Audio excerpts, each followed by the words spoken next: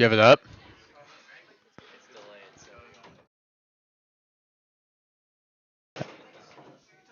Hello and welcome to. I don't think it's connected because I got a little beep beep. Oh, we're live? Let's go. Alright, I gotta find the mute button.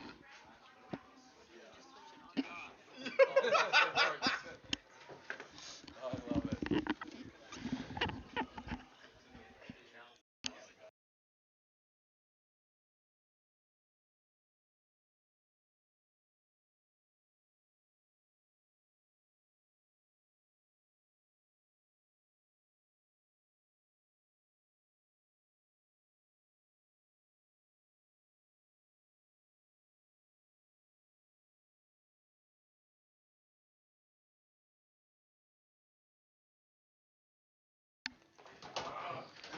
Should we do live interviews in front of the? Hello, everybody. Welcome to Westside Tavern. We've got an electric championship matchup tonight between the Parkside Lounge boys, I believe the Frank Stewarts, and the hometown heroes, your Reverse Cowboys East. Yeehaw! If you have any questions, comments, thoughts in chat, drop them in there. We will address them. We'll be getting started in just a few minutes here. Yippee-ki-yay.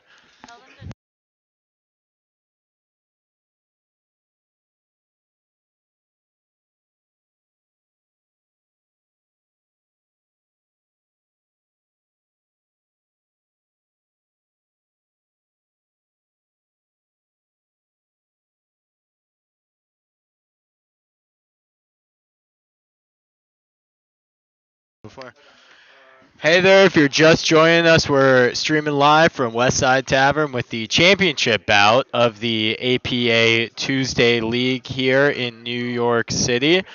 We will be kicking things off here momentarily with Robert the Stallion Vogel for the hometown boys.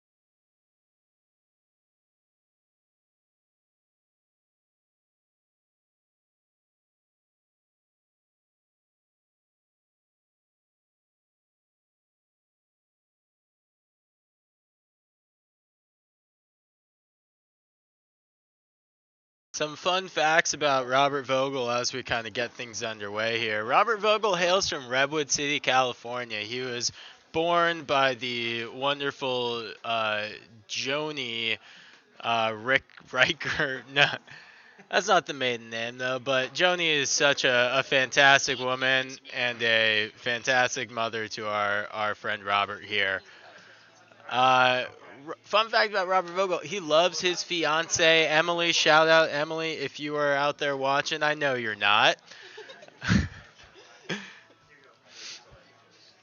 Robert was a multi-year coach at the decathlon sports camp back in high school.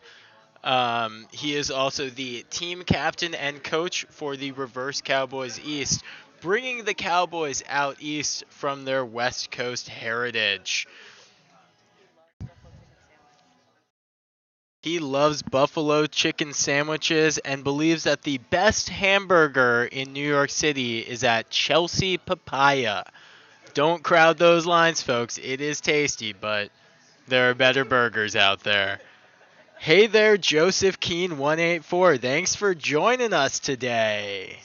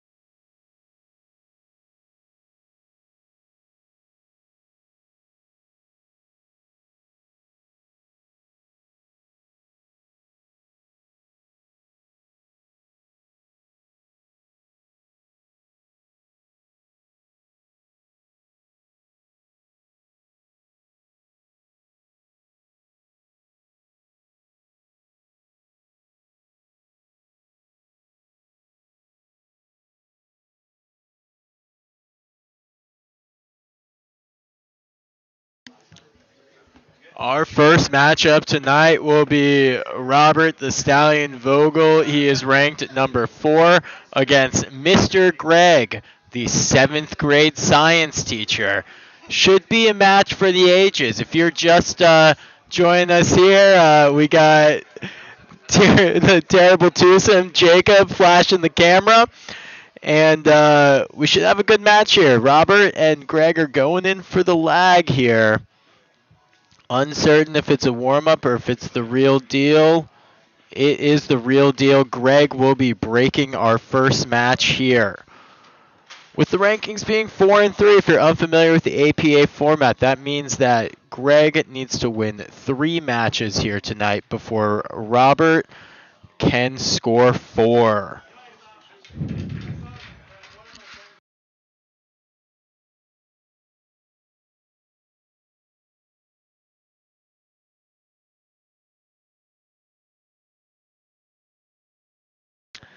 I'd like to give a quick shout out as we get started here. Shout out to Charlotte.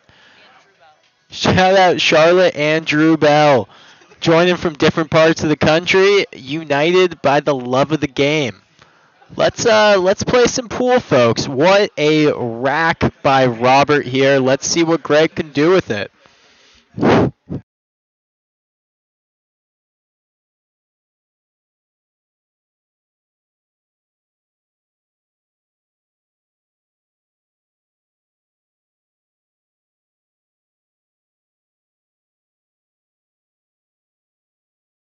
Plenty of movement on the 8-ball, but it is still on the table. Greg did sink a ball, so he is going to continue shooting.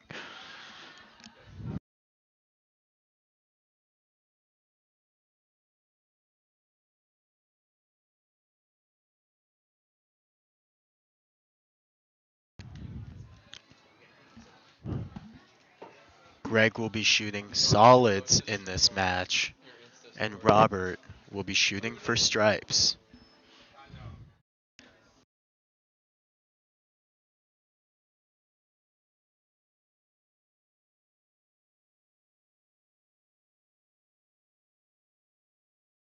What a snipe.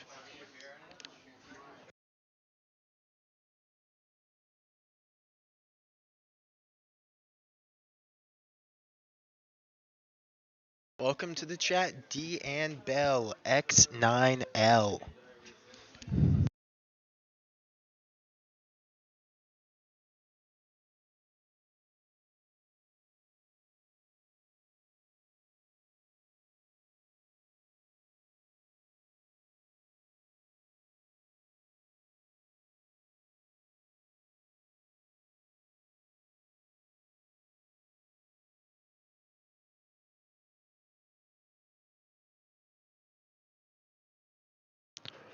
Greg with a nice shot on the 1-ball. Let's see what he does next.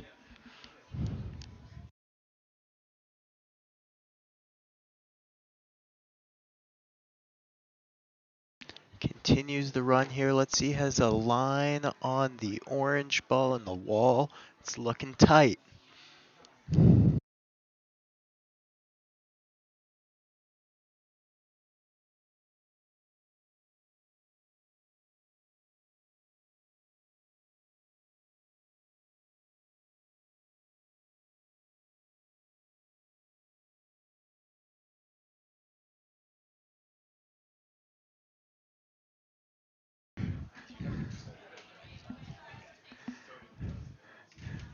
Greg narrowly avoids the scratch, giving Robert a shot on the 9 at the wall. And he sinks it and advances the 12 ball as well. It's off the wall, sitting pretty on the corner. Let's see what Robert does next. Fun fact about Robert Vogel. Robert played varsity water polo in high school. Killer bod.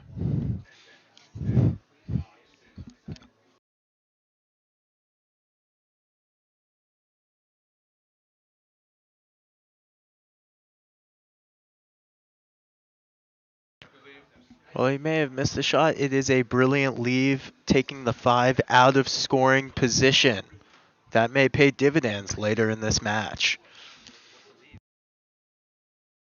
For those of you a little less familiar with the game of pool, a leave is where you leave the cue ball.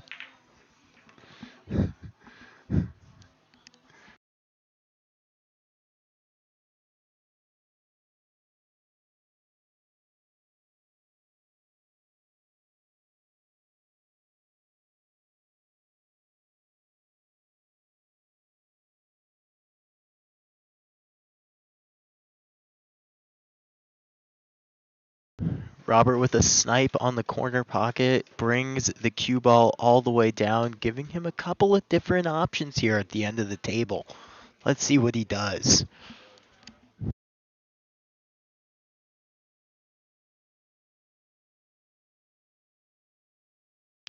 Hello, Kelly Cod M1834. Welcome to the chat.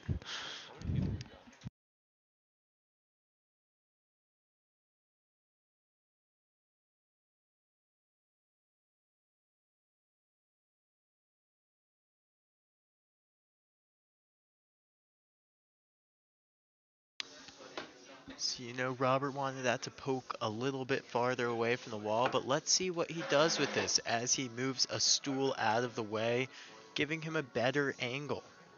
No, sensible scoring.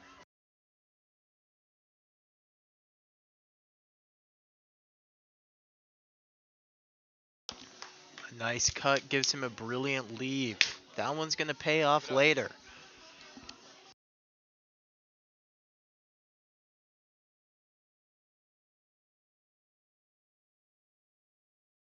And with that, Kelly Cod M1834 takes over as the #1 chatter with the second message. If you have any questions about the game of pool, feel free to toss them in the chat. And hey, don't be scared to share this stream with all your friends.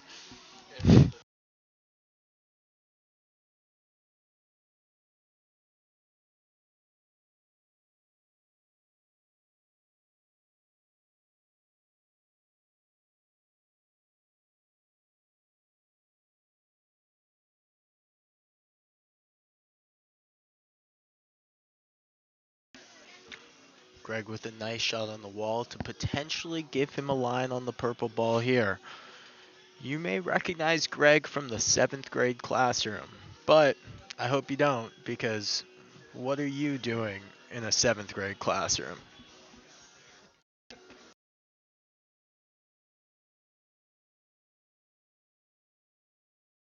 Welcome to the chat, Charlotte Pla. And with this uncertainty, the boys from Parkside Lounge take a timeout to talk things over. As a 3, Greg will get 2 timeouts each match that he can take advantage of. If one of his teammates calls a timeout on him, he has to take it. But if Greg calls a timeout, his team can shoo him off and tell him to shoot anyways. Let's see what they decide to do here.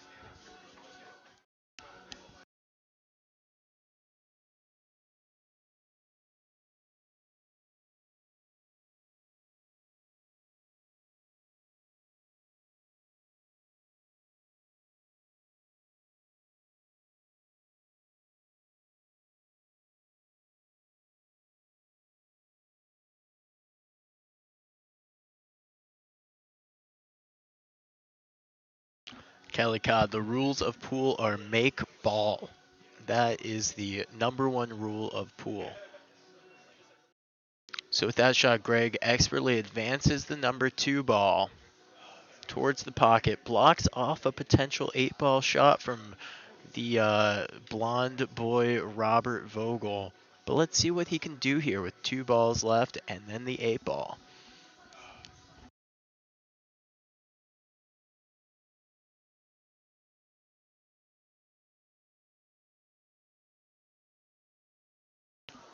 Robert with the soft touch.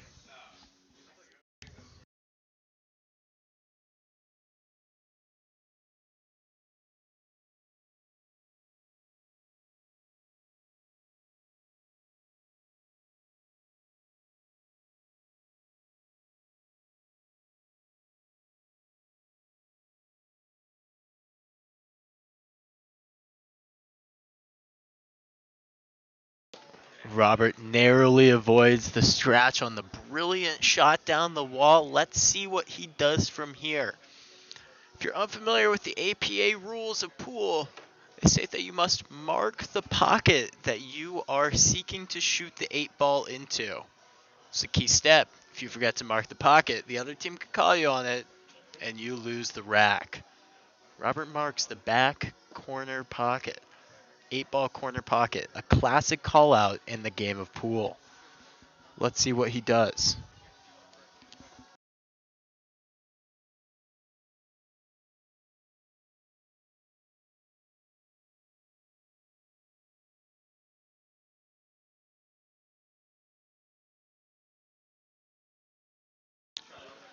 Robert does not make the ball, but that is okay as he avoids the scratch here. Let's see what Greg does with the opportunity. No easy shots here left on the table. Brilliant lead by Robert Vogel.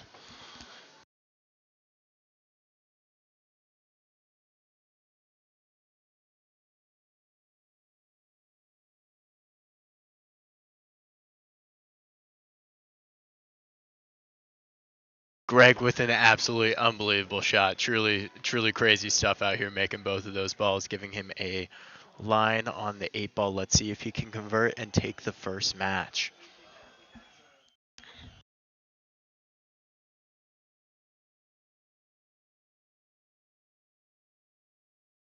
Welcome to the chat, Christy M2875. It is a nice table. We're playing here out of West Side Bar in New York City, West Side Tavern, New York City. Let's see if Greg can line up this 8-ball and take the game.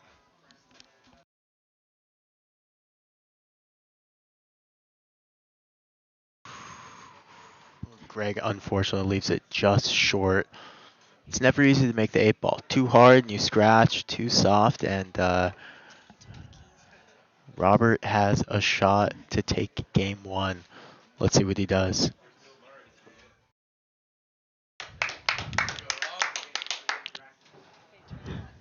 Robert takes game one. It is now a race to 2. Hey there, Jacob TJ6WZ. Thank you for joining the chat here today.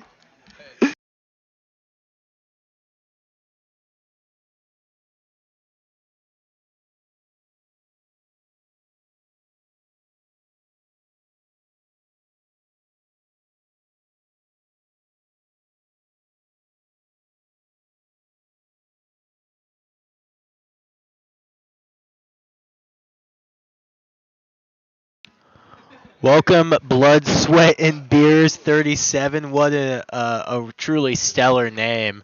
Welcome, I Avila 02. I wonder what happened to I Avila 01. Charlotte Pla, yes, we are all excited for Robert as he seeks to break for game number 2.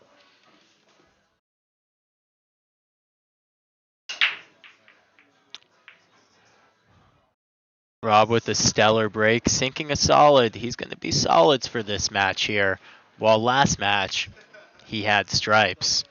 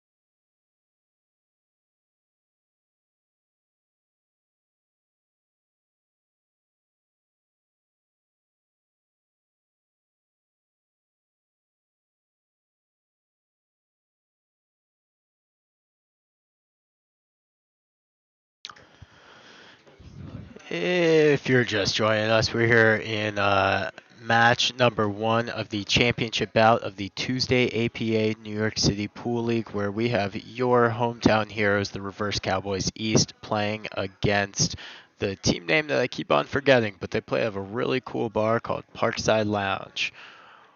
One time, I went to Parkside Lounge for pool, as Robert slots that ball in nicely. I went to Parkside Lounge for pool, and afterwards I went to Katz's Deli just down the street, and I ate a whole pastrami Reuben in about 25 minutes and had to run to catch my subway. I damn near threw up on the platform.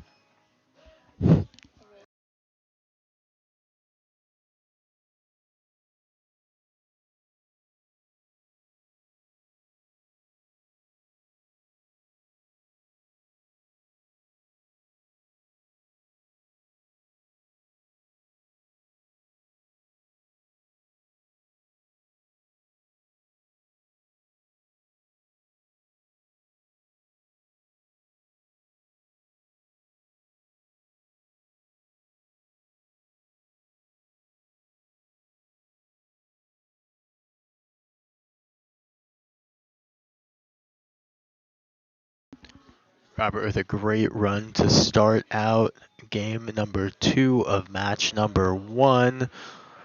Let's see what Greg does next.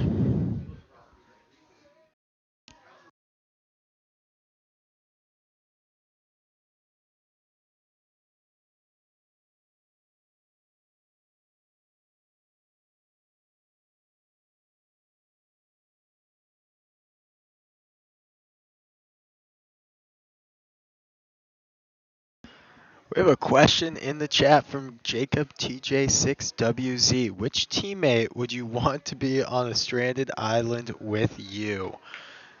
Jacob TJ6W7 was so excited. He actually asked this question a second time. Oh, I don't know how to read. The second question is, which teammate would you not want to be trapped on a desert island with? Well, Jacob TJ6WZ, that is a fantastic question. I think I would need to think first about general skill sets. I'm not sure if anyone on the team knows how to build a fire, myself included. And while I'm going to pause answering this question to explain a brief rule here. Robert nicked the strike ball before he touched any of his own, resulting in a table scratch. This means that Greg has ball in hand. He can place the ball anywhere on the table and shoot from anywhere on the table. Back to the question at hand, I think that I would probably most want to be trapped on a desert island with Jacob on our team. I feel like we would get into crazy hijinks with all the different animals on the island. We would have fun catching fish together, and we'd turn it into a fun island vacation.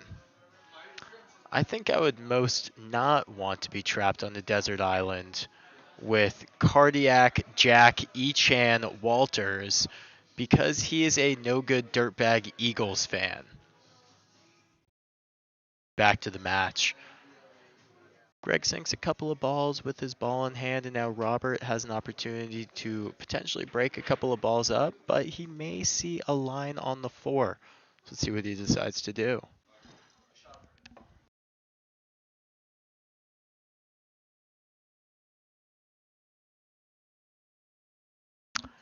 Robert with the expert slice on the purple ball. Let's see if he can achieve the combo on the blue and brown.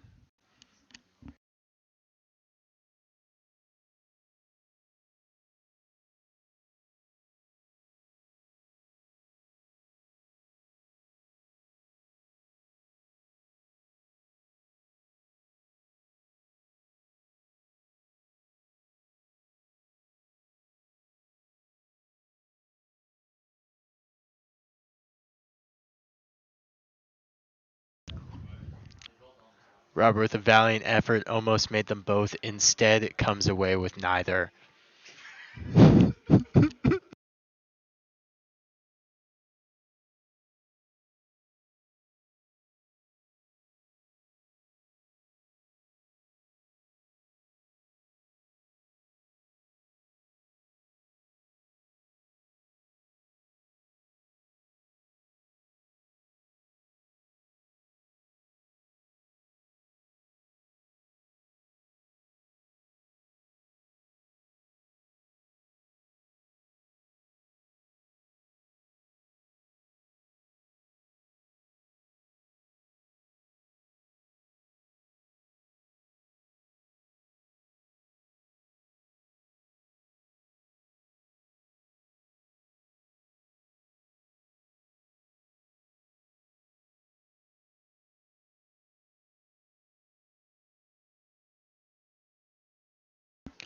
Greg taking advantage of the situation, going on a killer run right now.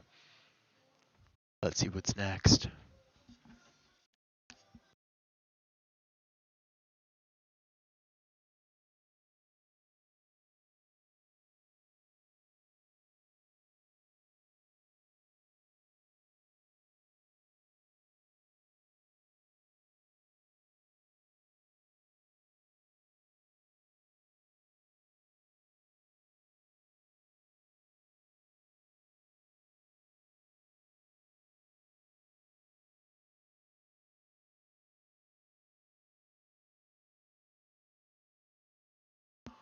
Greg is absolutely gliding on this felt.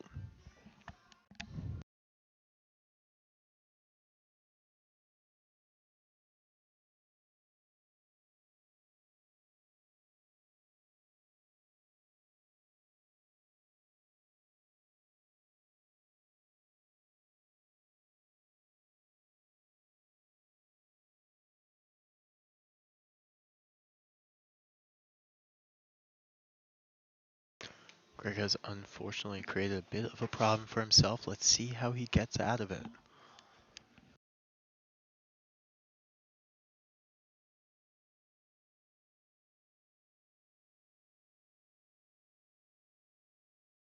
Greg with a great out, preventing the scratch and potentially creating a little bit of a problem for our hometown hero, Robert Vogel.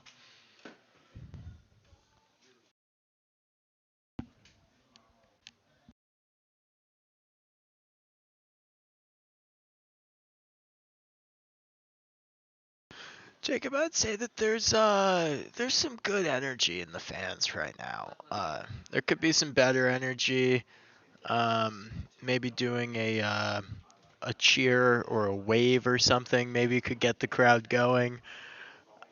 We see team co-captain Ryan calling a timeout on young Robert Vogel here, just giving an opportunity to talk it over. Robert being a forward, that will be his only timeout for the match.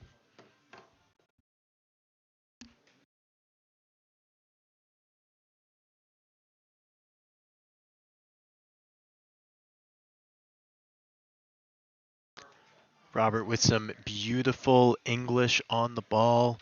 That's what we might call in the game really a defensive shot here. Did Robert intend to make that ball? We'll never know, but we'll call it a defensive shot nevertheless, as he has advanced his ball quite significantly and created a bit of an issue for Mr. Greg.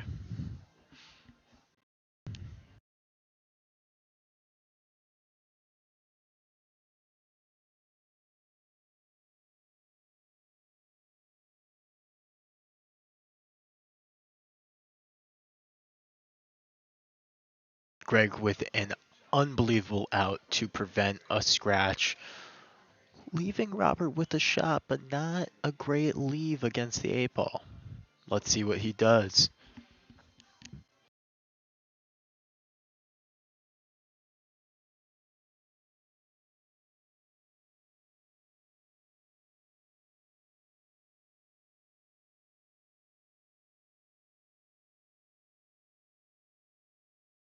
Robert with a gentle kiss on the blue ball. Picture that, listeners. Robert with a gentle kiss.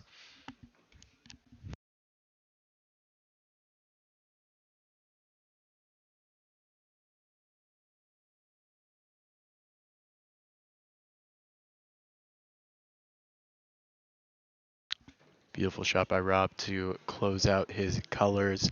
Let's see what he decides to do with the 8-ball here. He is going to cut the 8-ball into the side wall pocket. Quiet on set.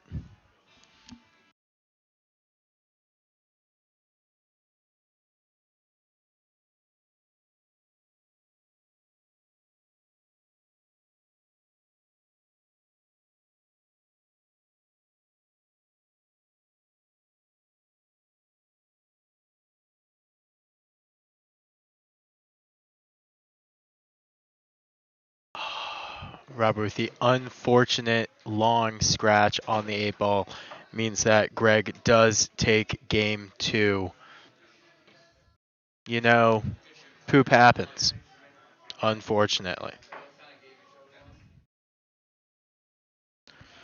Hey there, Joseph Keen, 184. Glad to see you still rocking with us. And hello, Elise B-ECB. Robert is the people's princess. I wholeheartedly agree.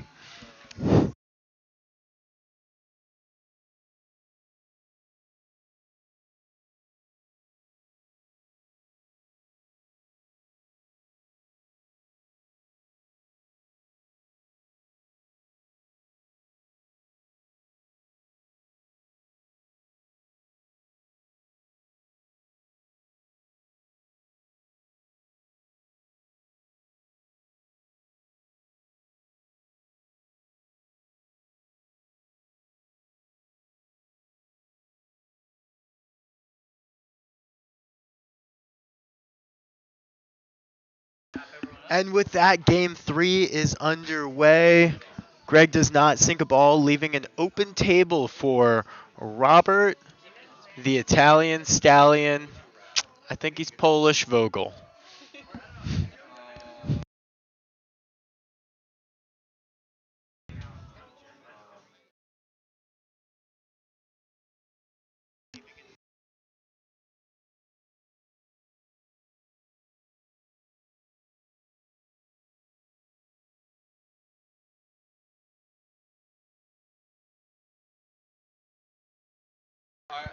And with that, Robert will be shooting stripes in this game. Yet again, switching things off, Robert slices and dices that ball in, giving him an angle on the 12 ball in the wall.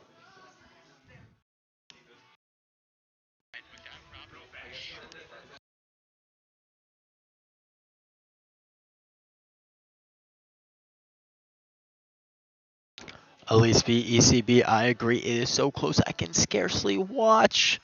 But Robert is starting this match out on quite the run, which is ironic, given he hates running.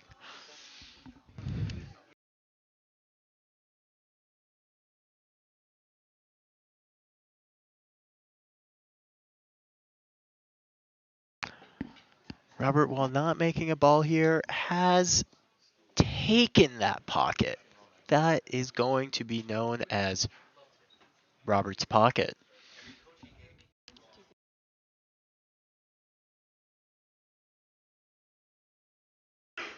Joseph Keen, I agree. I believe that this table was refelted within the last 3 months, giving us a pretty smooth playing field here. Table moves fast, but it moves fast for everyone.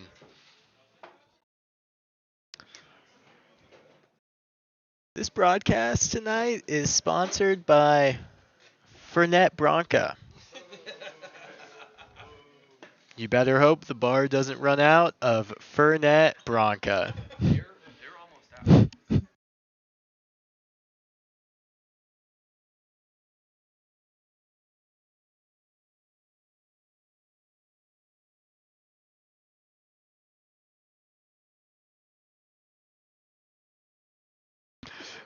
This just in. The bar only has about 3 shots of Fernet left. Sue, if you can hear this, we may need a resupply.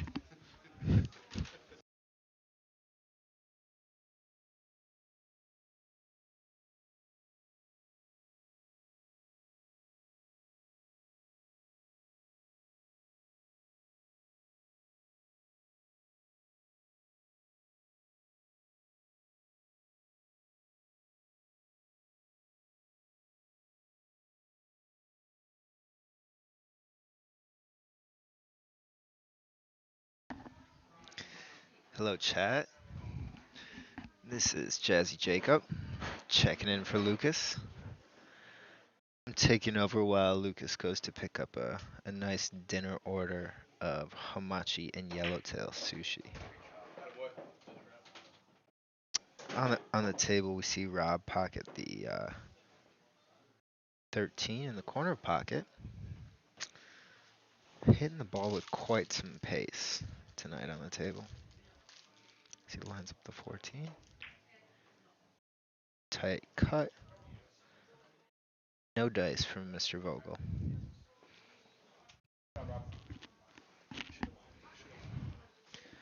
Over to Greg as he goes to line up his shot.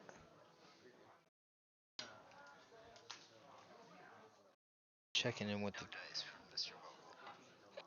Vogel. Greg with a nice mid-range shot. Chalks up the cue.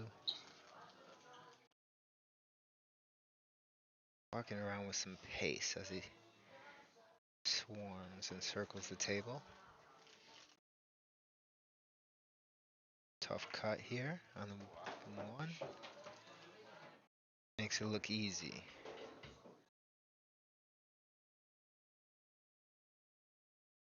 Yeah, we are looking with Greg Salame from the Frank Stewarts. Checking in, tied at 1 game. Greg only needs 2 games to take this match. So if he wins this, he will have the match.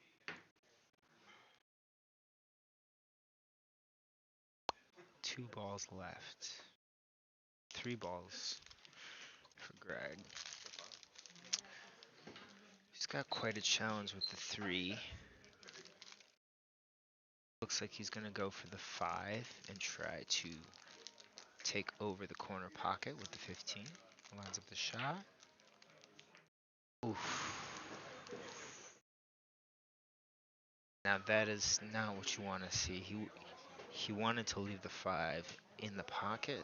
That roll is not. However, we call this a defensive shot in the business.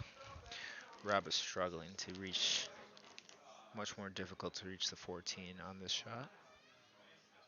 Let's see what he does. The ball must touch the object ball. Great touch. And he makes contact, avoiding the scratch.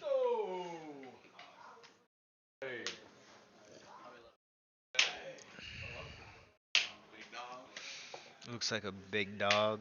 Jack E. Chan Walters has just entered the building. Certainly bring a lot of smiles.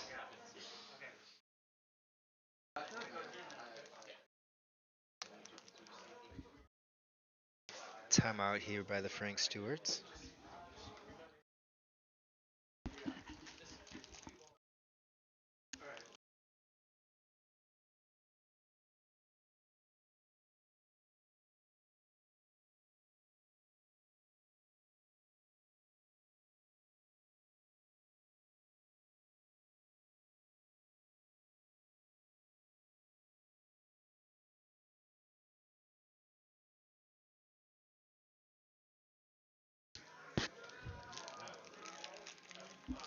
Back from commercial break. This game is sponsored by Black Forest Gummy Bears.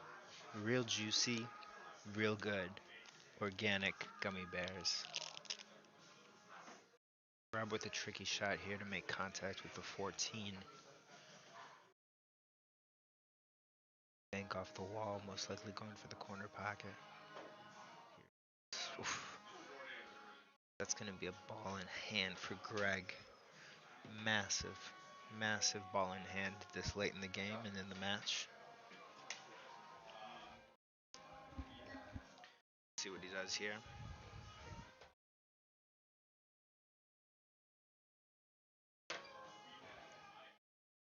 This is my first time announcing, chat. If you got any tips or feedback, let me know how it is. This is Jazzy Jacob on the 1s and 2s.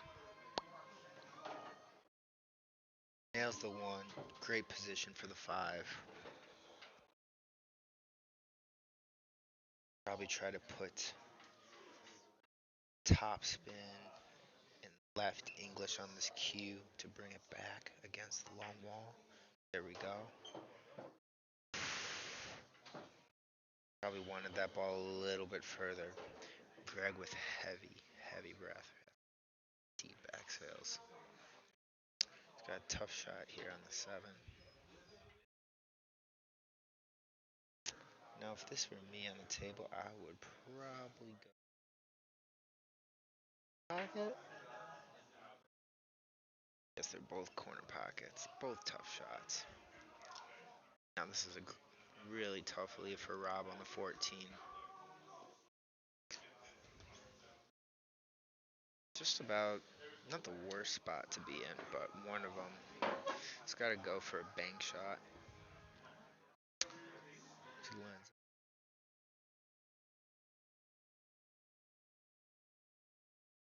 Tension is high. One ball left for each player. Now, if Greg wins this match,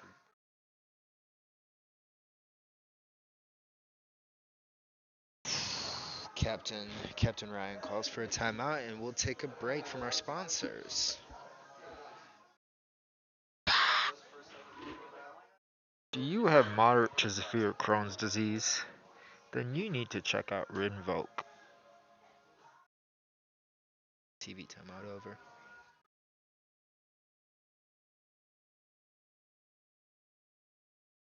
And Rob goes for the defensive shot. So with the defensive shot, he forces Greg to have to make contact with the 7. If Greg does not make contact with the 7, he a scratch. Let me go for a little player insight. Tommy, what would you do in this position? I like his thinking here, Chad. Probably go off the short rail to our right here. But that was a missed execution. Thank you. You're talking to a Tri-State Cup winner, Tommy A. of First Cowboys. Thank you for the insight.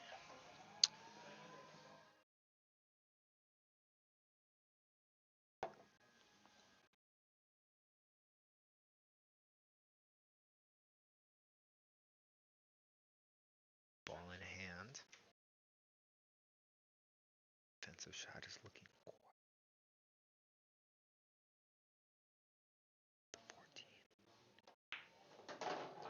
14. Flush. Stroked it. Rob Vogel with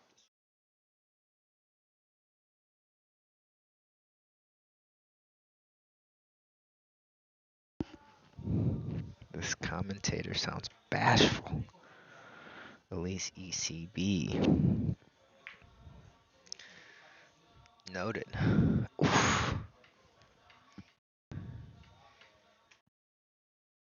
Rob does not connect with the 8 ball.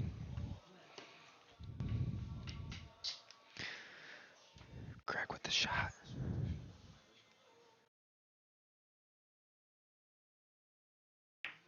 Wow. Craig sets up the cue in perfect position. Nice shot for the 8 ball. This does look like the end for Robert. Facing into darkness. He is banished into oblivion. First match goes to the Frank Stewarts. Next man up mentality here on the Reverse Cowboys. Emotions are high. We'll check back in with you at the start of game 2.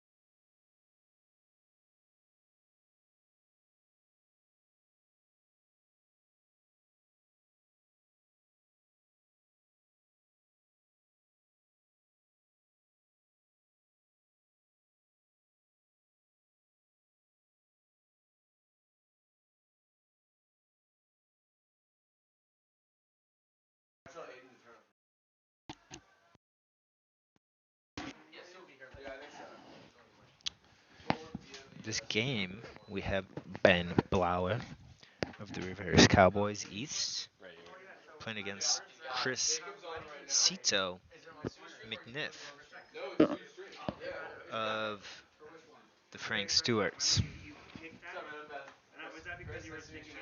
Two players shake hands, setting up for the lag to decide who goes first.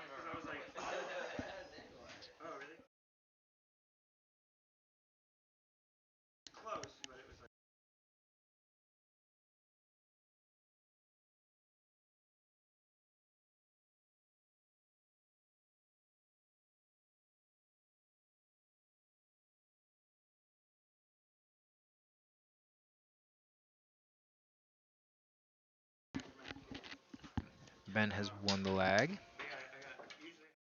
He will break. In this game, we were looking at Ben Blauer. Ben needs to win 2 games. Chris Chito McNiff needs to win 3. Game on.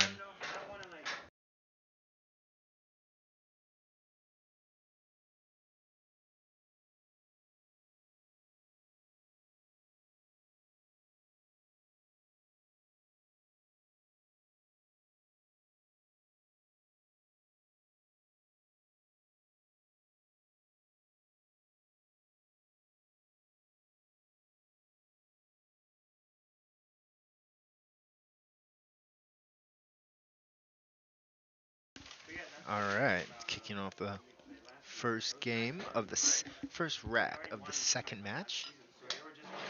Ben with a really nice break. However, no balls were pocketed.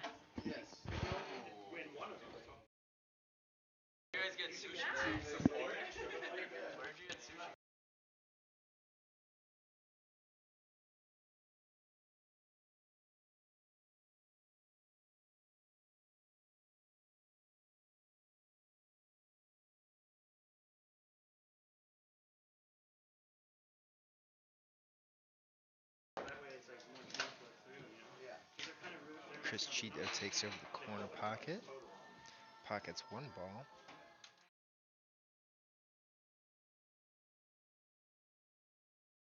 Chat, please leave comments. See how I'm doing.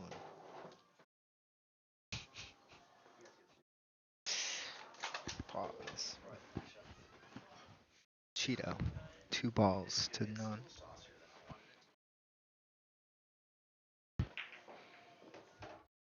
Three to 0. Starts off with some really nice momentum on the first rack. Here's his first tough shot on the 2. Flushes it.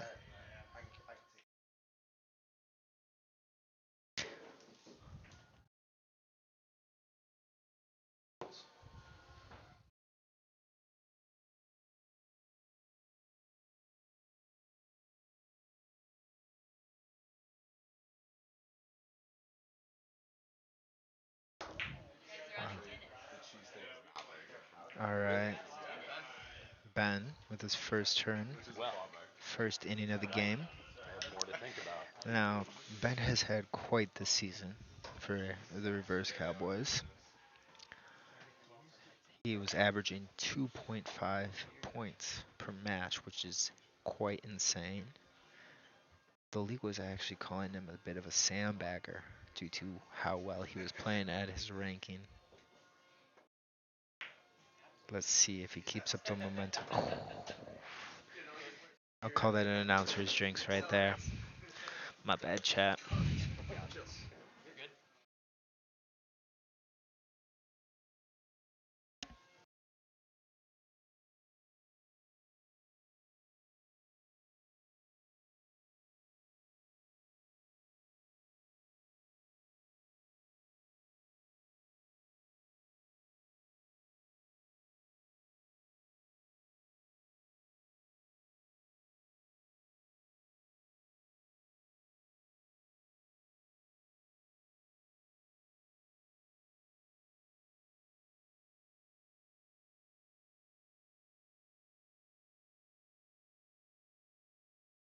This momentum in this first game.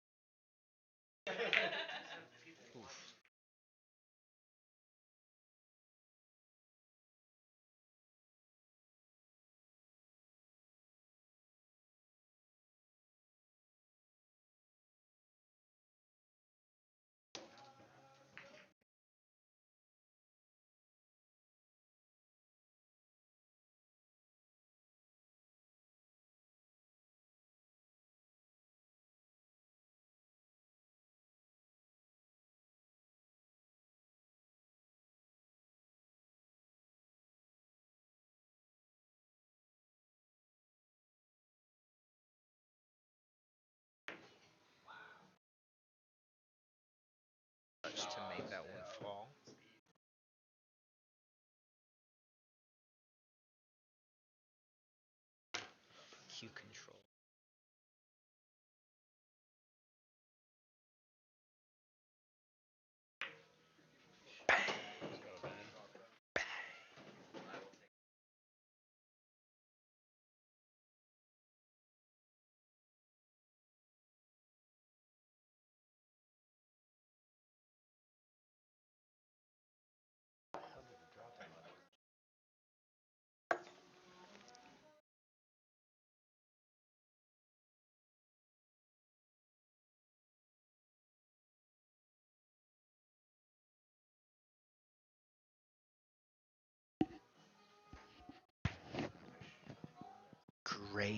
Great shot. Now Ben is really warming up, stepping up to the rack. This match is brought to you by Prenuvo. Prenuvo. Great for your health. Oh, great shot there on the 12.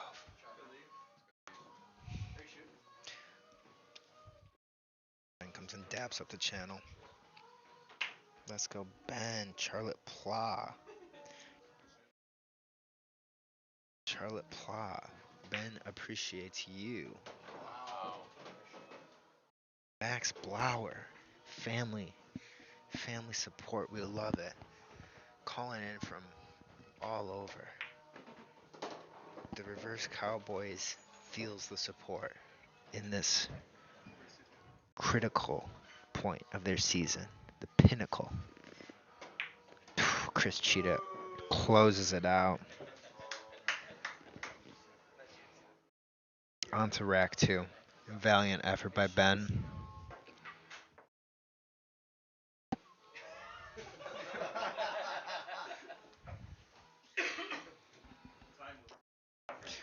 We'll take a quick break here and hear from our sponsors.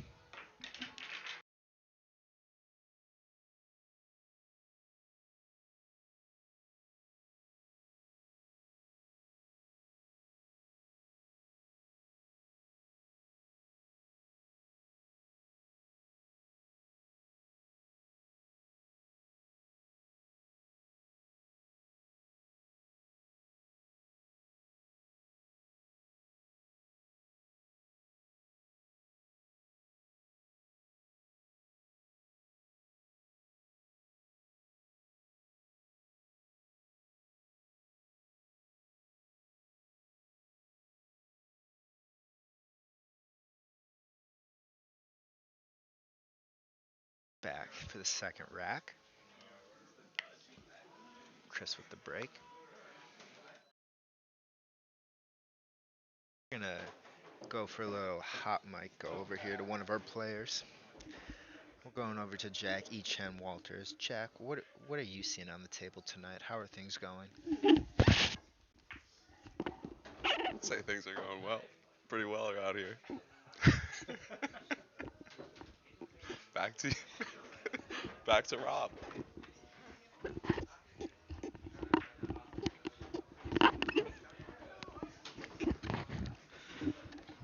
Hello, folks. This is Rob Vogel on the announcing this time. Happy to be here. Tough loss, I will say, in round 1, but you know the boys are fighting here. We have Ben Blower up with the sticks. A very tough scratch there, unlucky shot, and a little bit of a pile up there around the center dot. This is going to be what they like to call in the business a match of mud ball. Mud ball. Chris now up to shoot.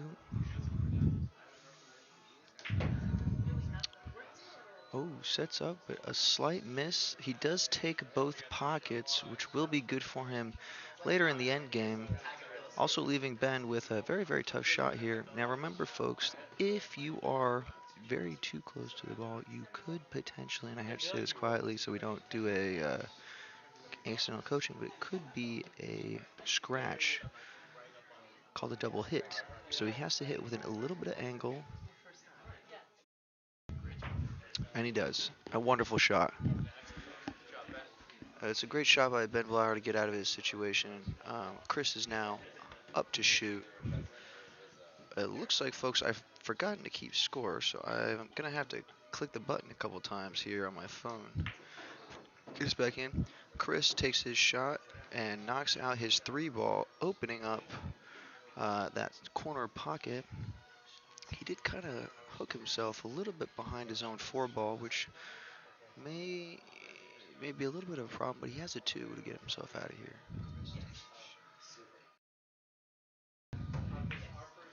Wow. Spectacular shooting, folks.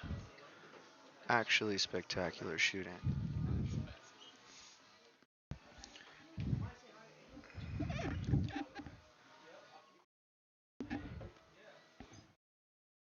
Remember, today's matchup is sponsored by Fernet Branca. It's what winners drink.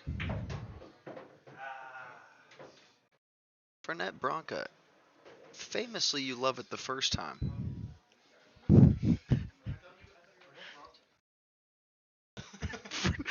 Fernet Branca. You don't have to brush your teeth. Back to the match here, folks. Am I on mute? Am I on mute? Nice.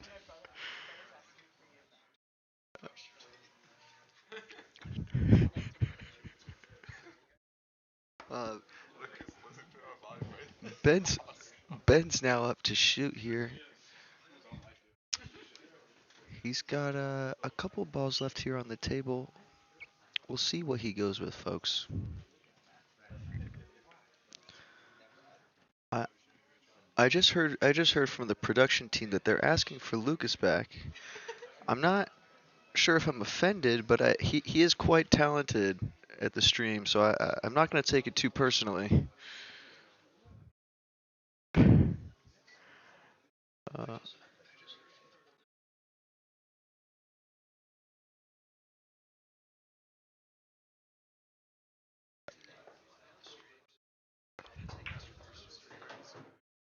a wonderful shot by Ben. He pockets his green striped ball. A bit of a predicament. A bit of a predicament here, folks. We'll see what he decides to move with.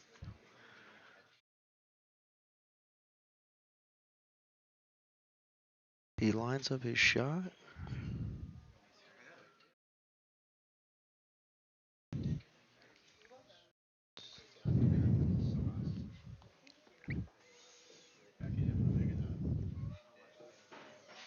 Oh, and it looks like he's going to line up here on his corner shot.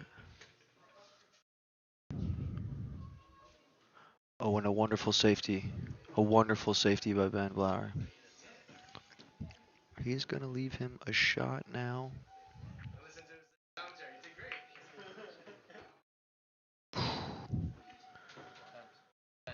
Pockets the ball.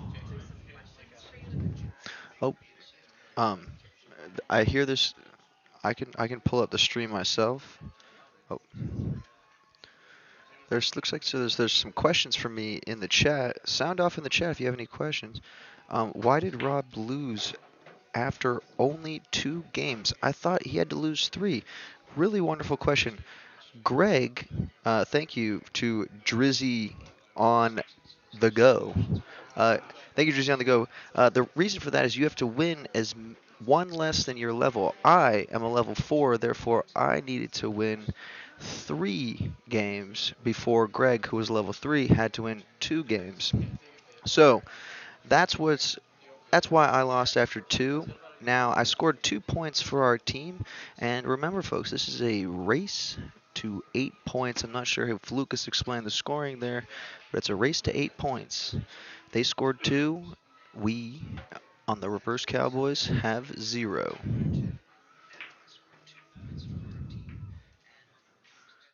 A wonderful shot by Chris there.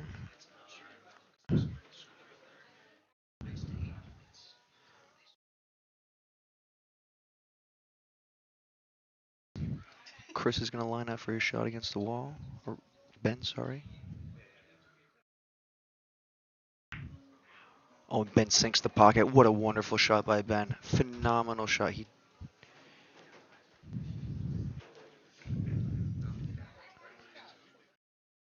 Merrick 2K. I see you in the chat. Thank you for helping to respond to that question. We appreciate you, Merrick 2K.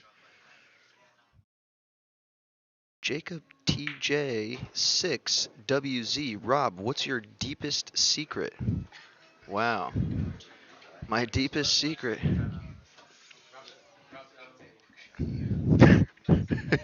um, thank you, Jacob, for the question. Jack, please take while I answer this question. My deepest secret? Wow. This is a really tough one. I don't know how to answer this question.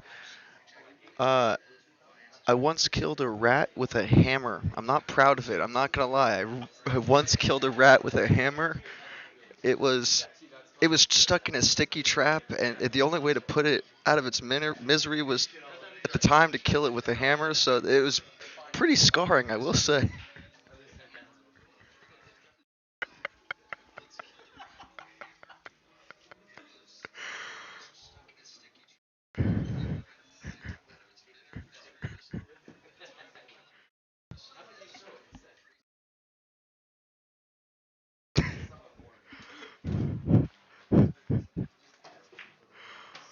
What a ooh, just missed the shot by Chris.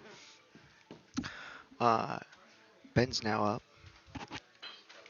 Tough spot to be in, I will say.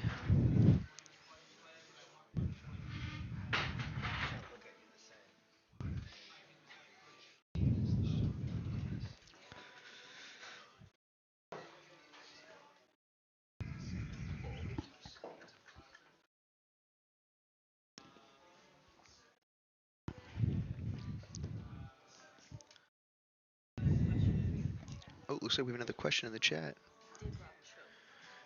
Did Rob choke? Oh, that's a wonderful question. Who, may I know who asked the question? Oh, Graham. Graham, so good to hear from you, Graham. It's been a long time. Oh. I believe that would be a ball in hand. A very tough shot by Ben Blower. Graham, did Rob choke? I don't believe so. Greg was playing a wonderful game of pool. It was a really well fought match. It's going to be, tough to win here in these final matchups, but I appreciate the question, Graham from Wisconsin.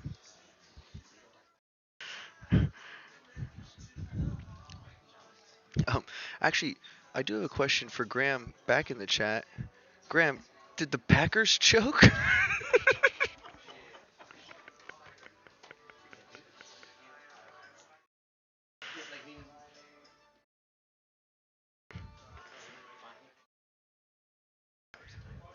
So remember, folks, we have a ball in hand here. Chris is going to get to put the ball wherever he wants.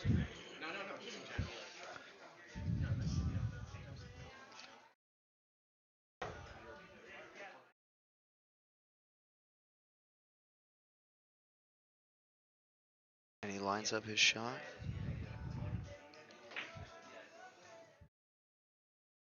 Oh.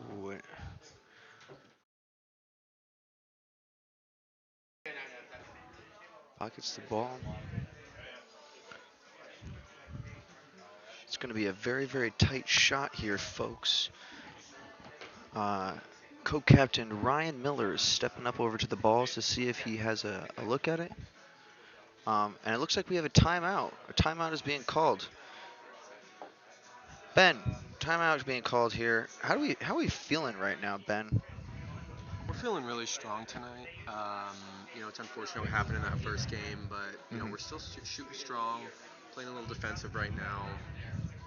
I don't think he has this angle, but we'll see if he can pull it out of the hat. Yeah, Ben, what would you say the keys to the end of the game here, the end game? What would you say? Playing smart. It's really playing smart. I mean, he's a good shooter, he's a good player, and it's going to come down to just playing smart. Yeah, wonderful. Thank you, Ben. You're playing fantastic out there. Thanks.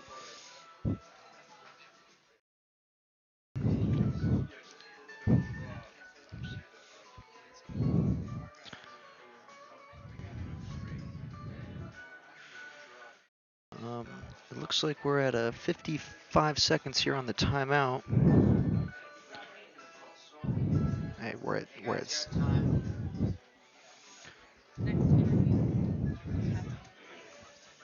Oh, it sounded like we weren't quite being the reporter that we meant to be. Mike was not close enough to the speaker, which is okay.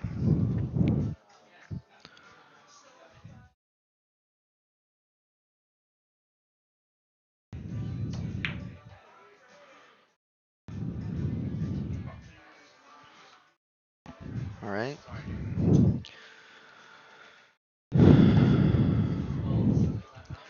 Timeout is being called now by the reverse Cowboys. Ryan and Ben are going to talk this one over. I'm now sitting here with reverse Cowboys anchor Jack Walters. Jack. Oh, what a wonderful shot by Ben. Sorry, Jack. We're going to put you on hold for a second as we wait here to see the end of this match. Ben is going to call that side pocket now.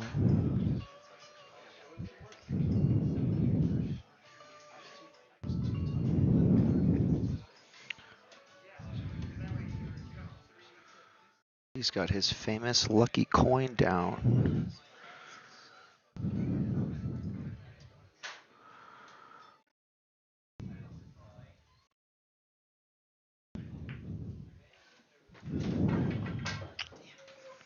Dang. And he scratches it, pockets the white ball. A tough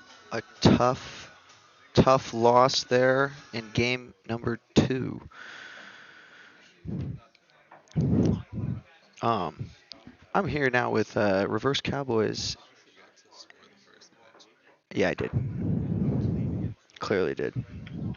Looks like I clearly forgot to score the first match properly, so we're gonna call that one.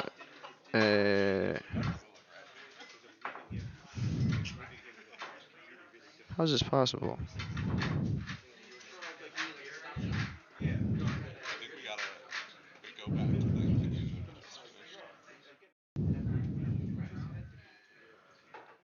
Eight.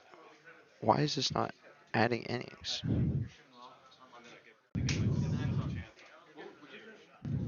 Yeah, this is scored correctly.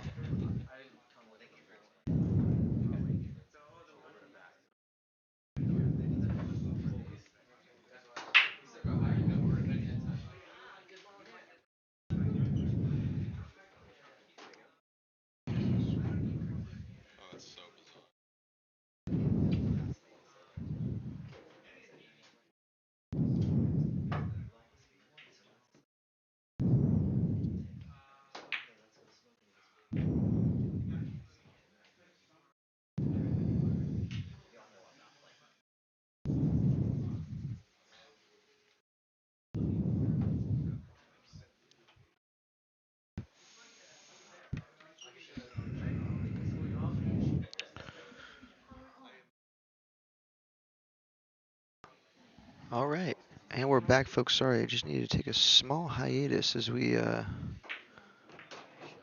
recorrect the scoreboard.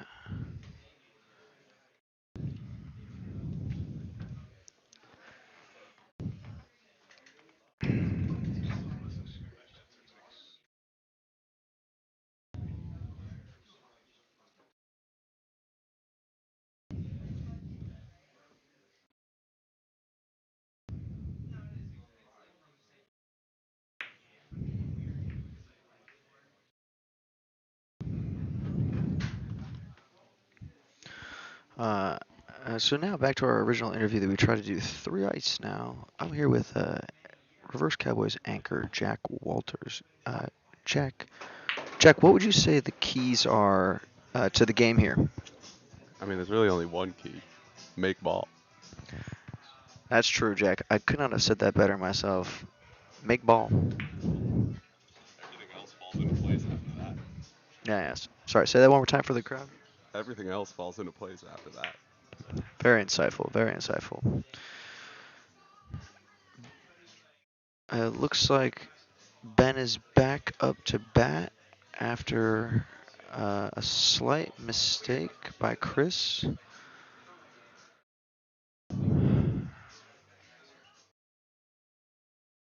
Ben taking a look here now at his 13 ball.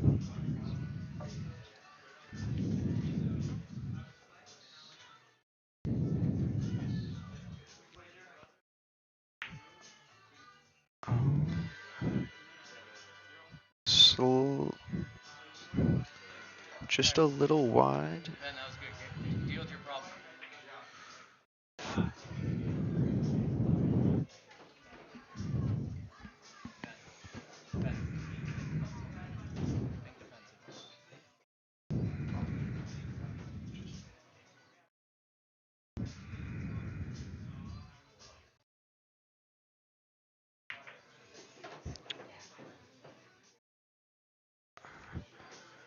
A wonderful run out there by Chris. He's going to now have a tough spot here sitting behind the balls.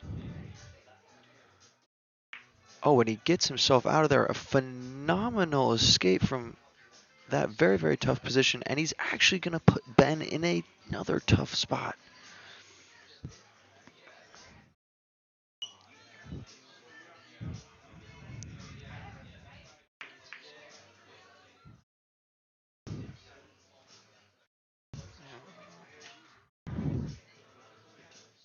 All right. Chris lines up his shot. Oh, a phenomenal shot by Chris to get himself out there, and he's gonna have a shot on the 8 ball.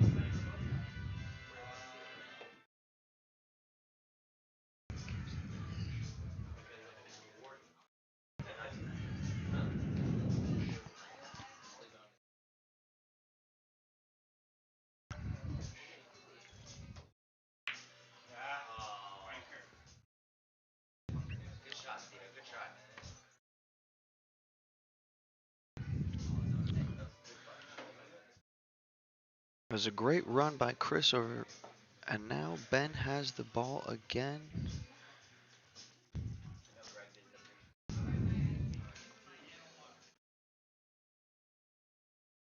Did they?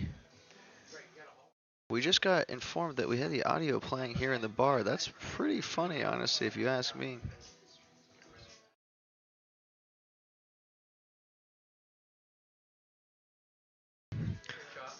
Ben goes for a defensive, and I think he gets it. It's going to have a great shot, a great block on that 8 ball. Chris going to line up. He might still have a look at it.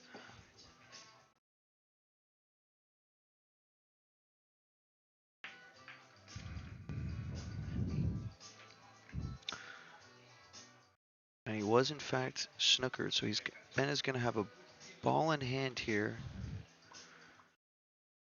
Still has a lot of game left in this one, folks. A lot of fight here.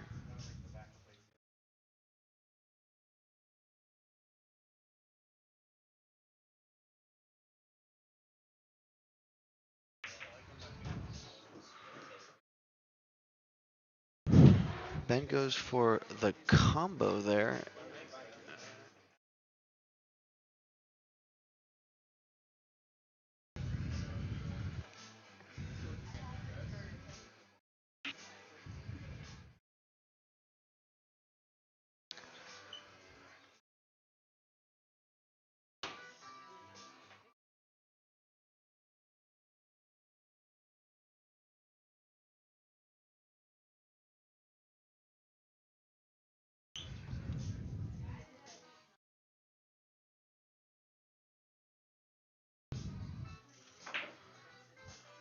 Oh.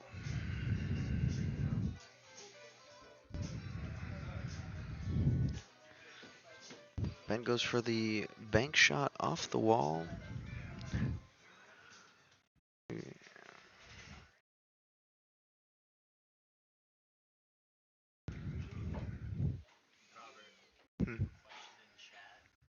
There's a question in the chat, folks. And Chris takes match number 3, and that will be a 3-game sweep. All right. It's gotta be you. Yeah. It looks like we have a question in the chat. Uh, Drizzy on the go. Do the teams pick which players play each other, or is it random? Um, it is actually so there. We flipped a coin in the very beginning of the match, decide who puts up the first player, and we we as a team, competing team, will match up a player against that player based on their skill level and vibes, all vibes. So that is how we decide. It's a pretty strategic matchup. If you can win the coin toss, it is advantageous for your team to put up second, so that you can then be the one to decide who's playing. Um, Jacob Dash TJ6WZ, number one in the chat. What's up, Rob? What's your Chipotle order and why? Wow, that's a wonderful question, Jacob. My current Chipotle order right now is a bowl with white rice, black beans, corn salsa. I go with chicken these days because we're trying to stay lean. And then we put a little bit of the hot salsa, some lettuce, and cheese in there to round it all out. And a wonderful lag there between our two players, Ryan and Dave, today. This, folks, was going to be a 6-5 matchup. Jack, are you on this? Is it 6-5?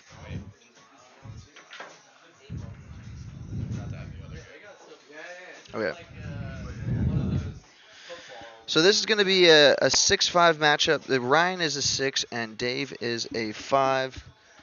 And that means that Dave is going to have to win 4 before Ryan wins 5.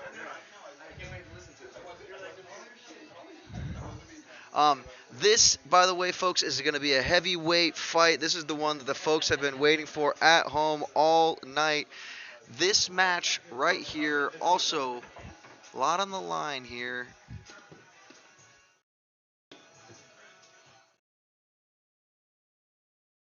If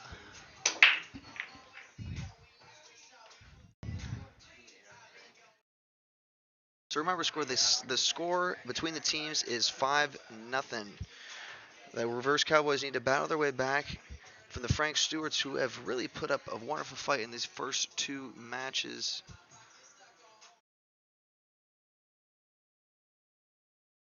This is going to be a key matchup right here for Ryan Miller to pull these Cowboys back into the field. Oh.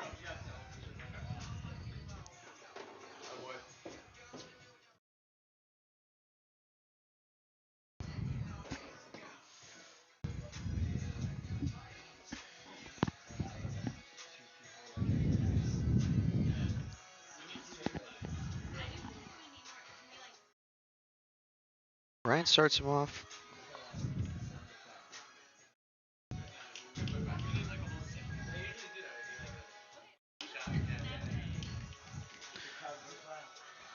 The moments get big here in APA Pool League.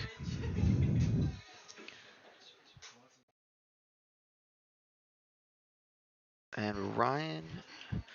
Now, folks, that is going to be a ball in hand. It's a table scratch. Rule update. Rules analyst Ben Blauer. Can you, as a rules analyst, why was that a scratch? That was a scratch because Ryan hit the cue ball into one of his own balls, but neither ball hit the bumper after the shot. So, therefore, that would be a table scratch by definition. So, Dave has ball in hand. Wow, thank you, Ben. That was our rules analyst and expert, Ben Blauer.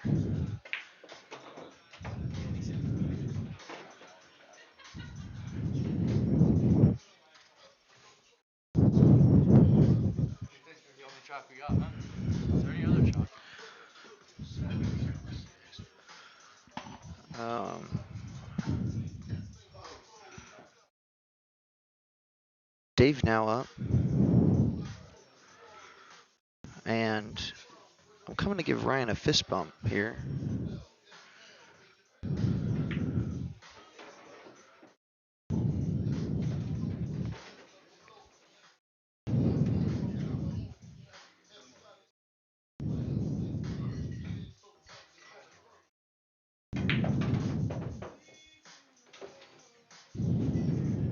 That was a wonderful shot by Dave.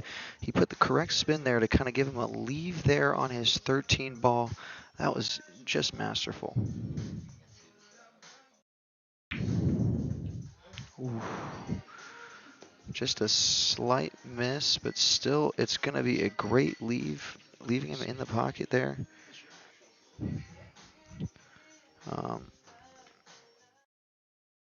If you put up first, you get up 3. Jacob again in the chat. Rob, what feels worse, down 2 sweeps in the championship or the Oregon IU at half? Well, very, very similar feelings actually. You know, it's a huge deficit to come back in both scenarios. I will say, I have more hope right now than I did at halftime. That is for darn tootin' certain. Ooh, Ryan pockets the cue ball. And as we get closer here to into this heavyweight fight, I think I am going to hand off the mic now to our original commentator. Please, folks, give it up for your host, Lucas Hahn.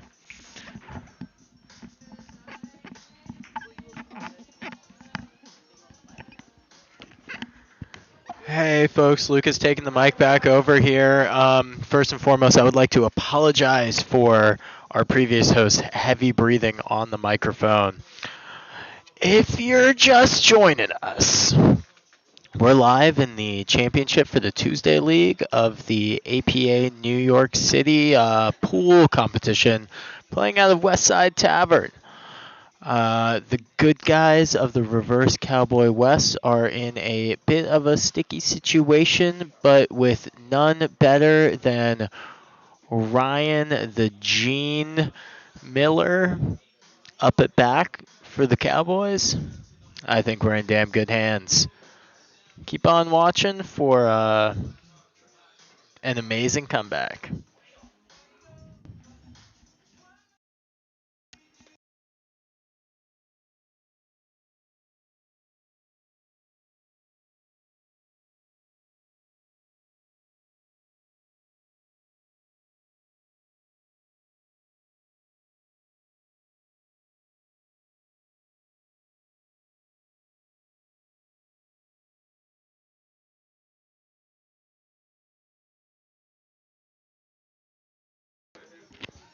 Dave with a fairly defensive shot, leaving Ryan with a tricky combo to take back control in this game.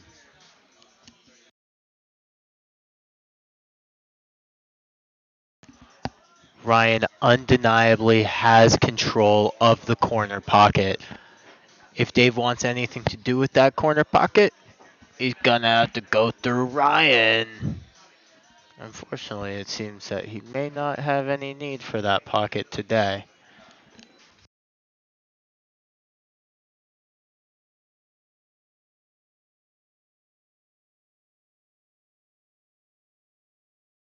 As a reminder, today's matchup is brought to you by Fernet Branca. Fernet, it tastes good. Just it tastes good.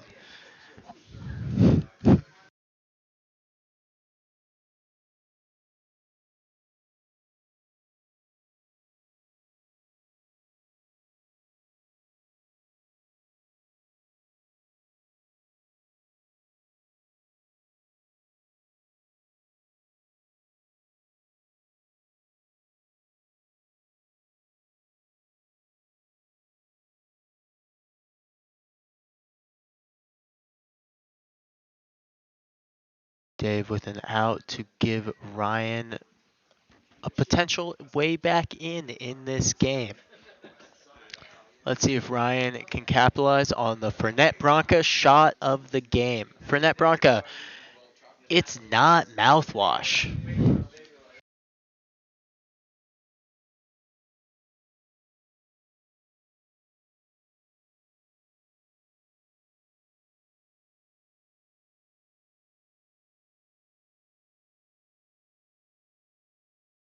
Ryan with an expert out. He's taking control of that long wall there. Let's see what he does with it.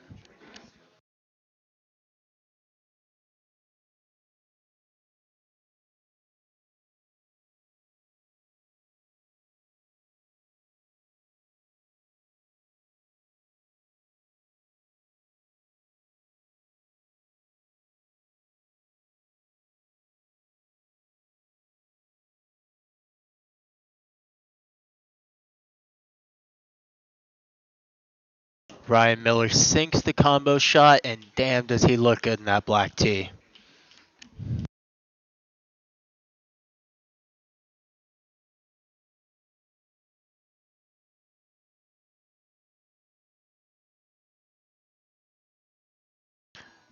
RC 1111. So good to have you there. I feel like I may have just called in a nuclear strike.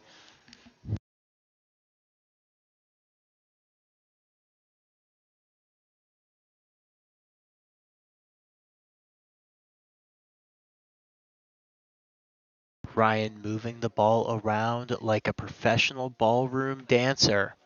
Let's see what he does from here.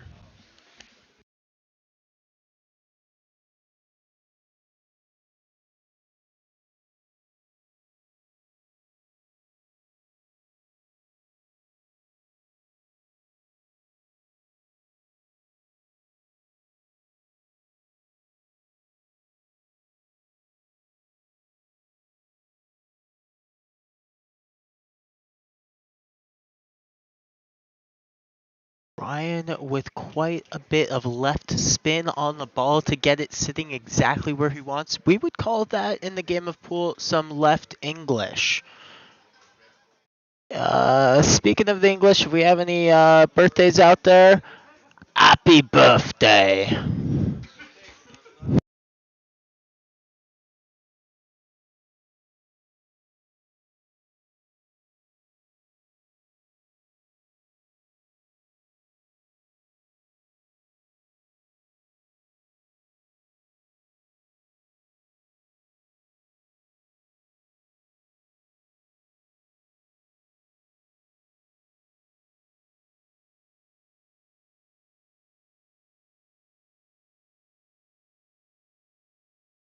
Ryan with an attempted defensive shot looking to block a line. He does not quite do so, but let's see what Dave does in this situation here.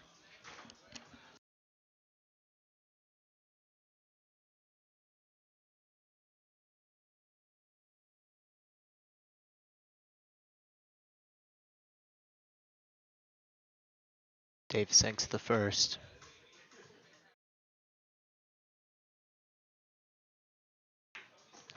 Dave sinks the second. Let's see if he can close things out on the 8-ball here.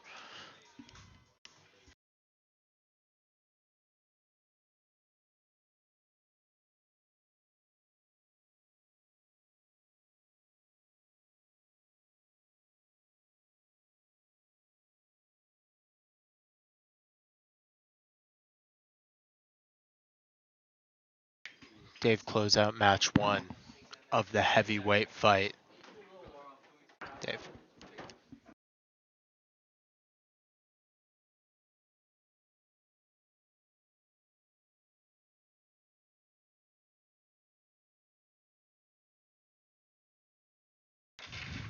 For those of you tuning in at home, you may not know this, but we actually call Ryan Rubber and Dave Glue. What bounces off of him comes back and sticks right onto you. Never fear, for Ryan Miller is here to take back control of the game in match 2. Let's see what happens.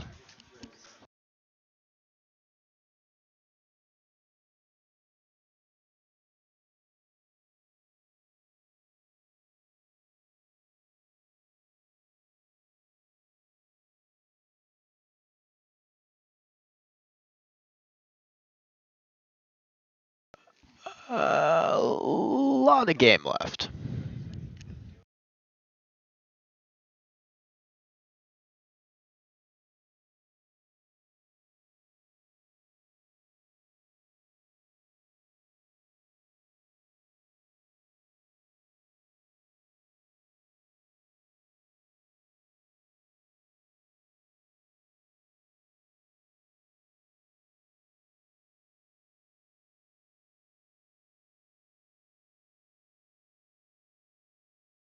Dave is opting to use the bridge for this next shot.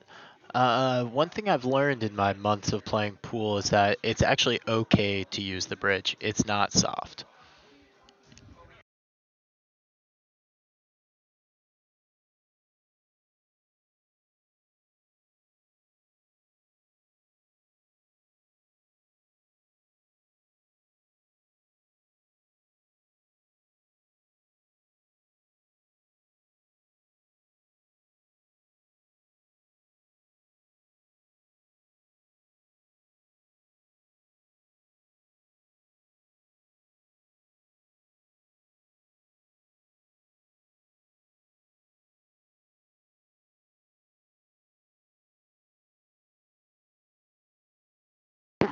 I'd like to send out a quick shout out to all our viewers out there. Special shout out to Victoria Amir Namarmanad 4625.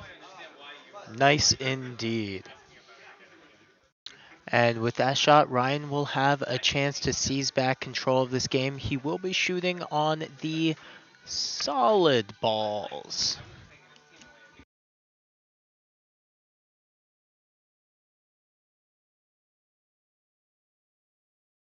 As Ryan considers his shot, a quick shout out to the love of my life, Elise Bell. And with that, Ryan sinks the ball, cementing our love. What a leave by Ryan Miller.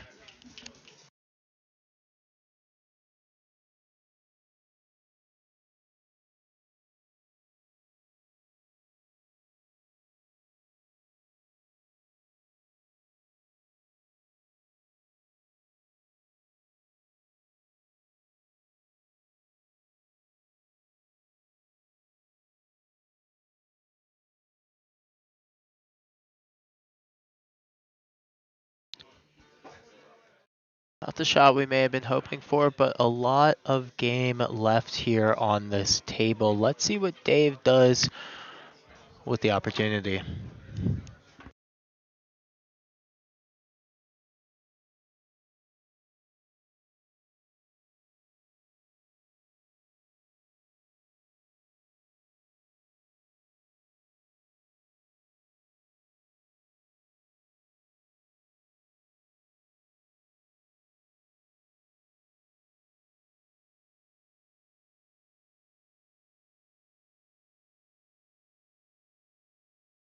Dave is really playing to the home crowd here, seeking snaps. He will not get any here.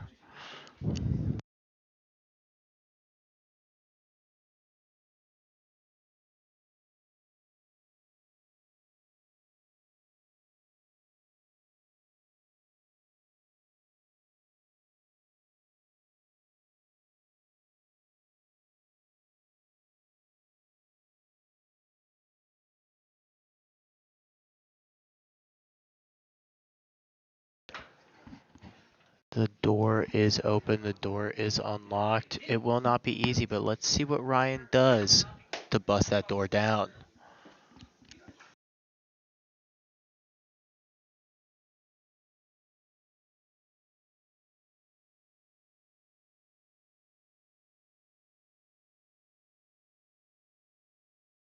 Ryan with a savage defensive shot there. You may have thought, why didn't he try to sink a ball in that shot? Well, the answer is because the game of pool at the semi-professional amateur level that we play here tonight, defensive shot can go a long way. Let's see how Dave gets out of this sticky situation.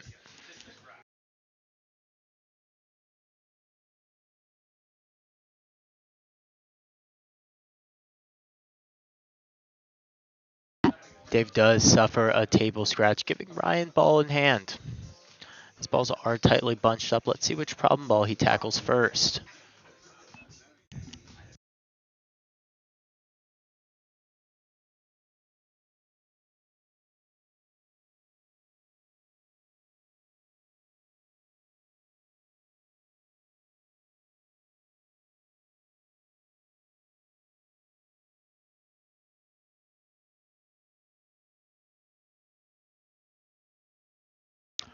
Ryan with the sink. He was hoping to kick these balls out a little bit more, but he has given himself quite a opportunity here to take control in this game.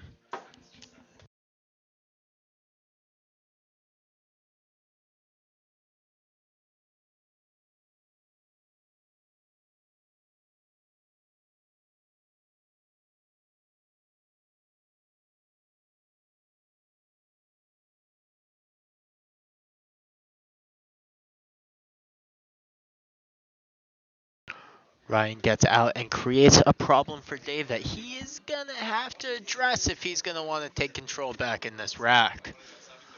Oh, let's see what happens.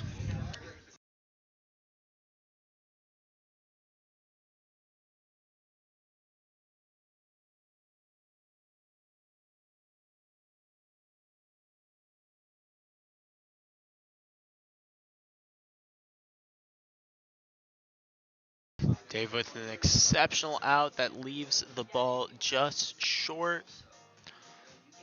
Let's see what Ryan does with this chance.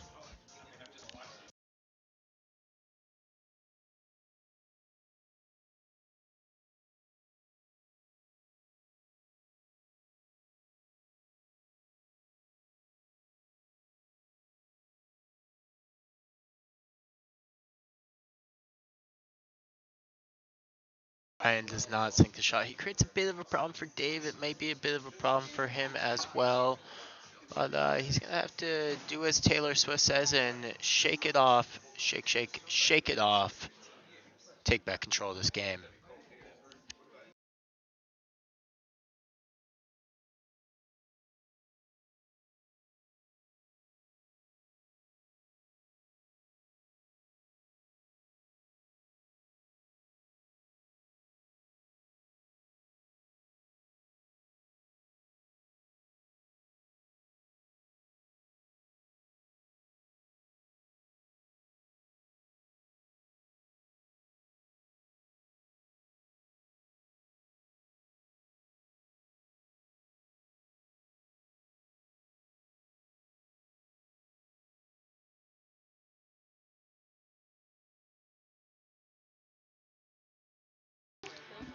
Dave sinks one, seeking to give himself a shot on the second.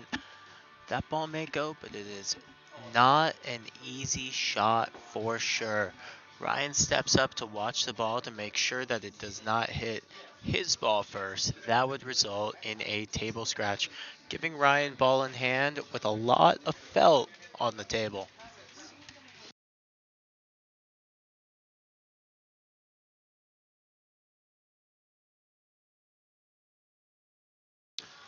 Dave avoids the scratch and misses the shot, giving Ryan an opportunity to once again seize control in this game. Fun fact about Ryan Miller here today, he was voted curliest hair in high school.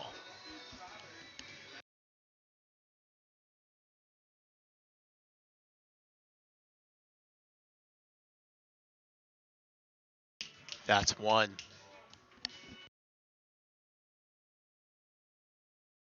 With 3 balls left on the table and the 8 ball to close things out, this is what we might call a run out potential, but let's see how Ryan decides to handle the table.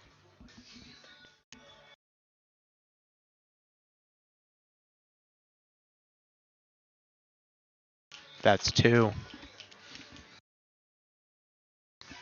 Left on the table for Ryan are the brown and yellow balls. These balls symbolize poop and pee, respectively.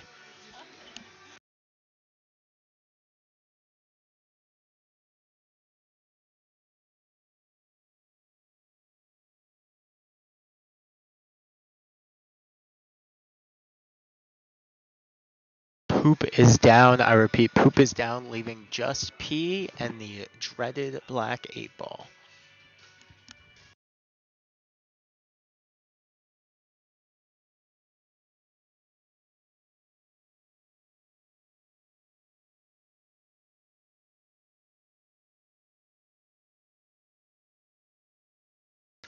If it's brown, flush it down. If it's yellow, let it mellow. But Ryan refuses to let the yellow mellow as he sinks in the corner pocket, lining up the 8-ball in the wall.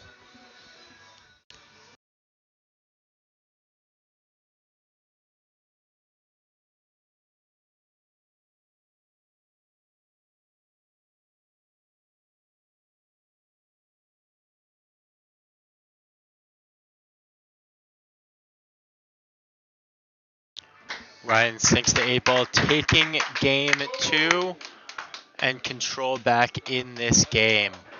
Ties things up at 1-1 in a dominant fashion. Ryan Miller is locked in.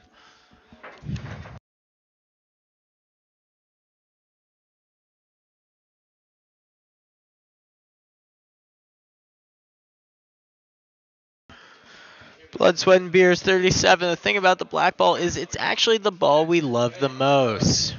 We save it for last, like a sweet dessert. That's why we call it the dessert of the pool table.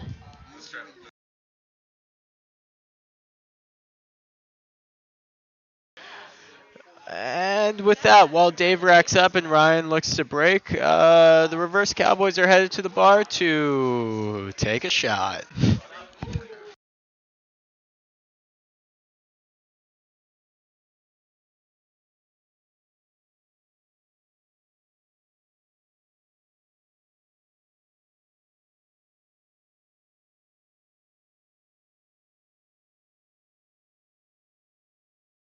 Ryan Miller with some exceptional movement on the break, sinking a stripe and taking a shot at taking this game over.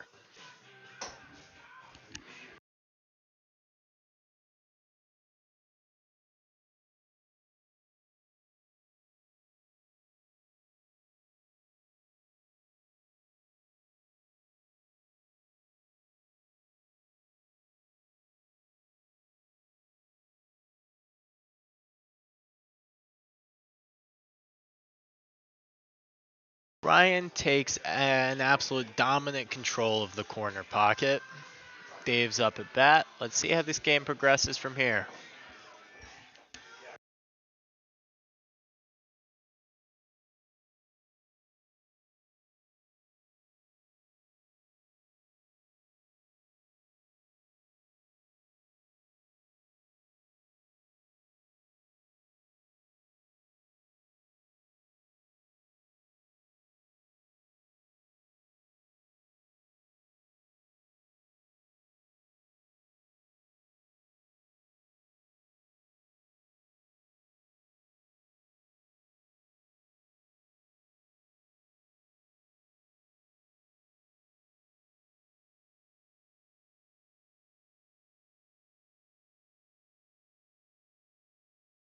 Dave once again leaves the ball open. We're looking at a crowded game here. Slotting the cue ball in between the brown stripe and the yellow solid.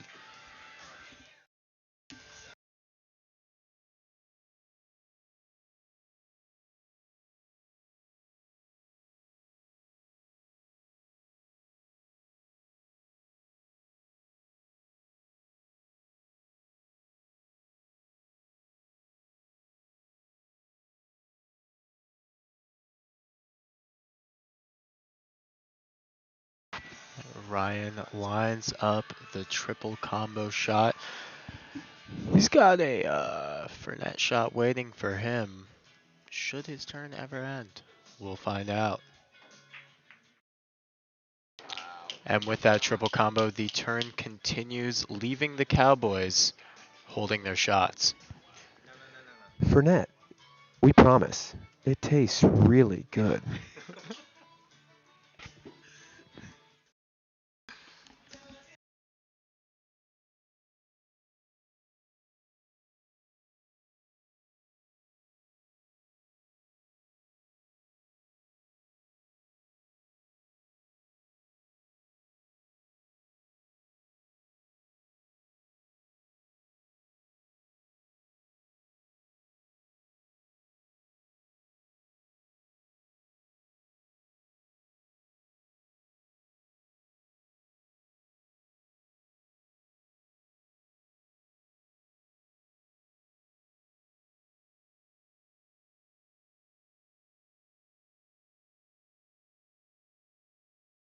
Ryan with yet another beautiful shot, leaving the boys holding their for net.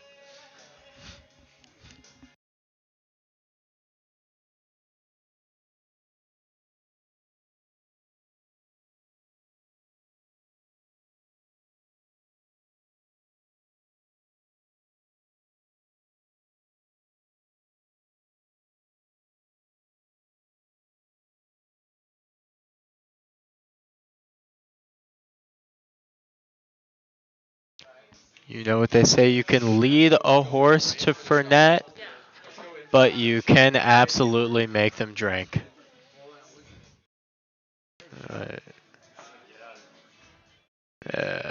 Half the team takes the shot in front of the camera while Dave lines it up on the other side.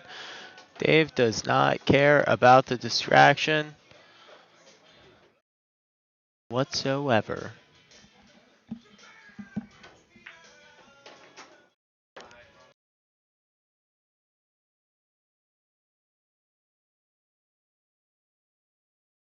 Cheers to the Cowboys.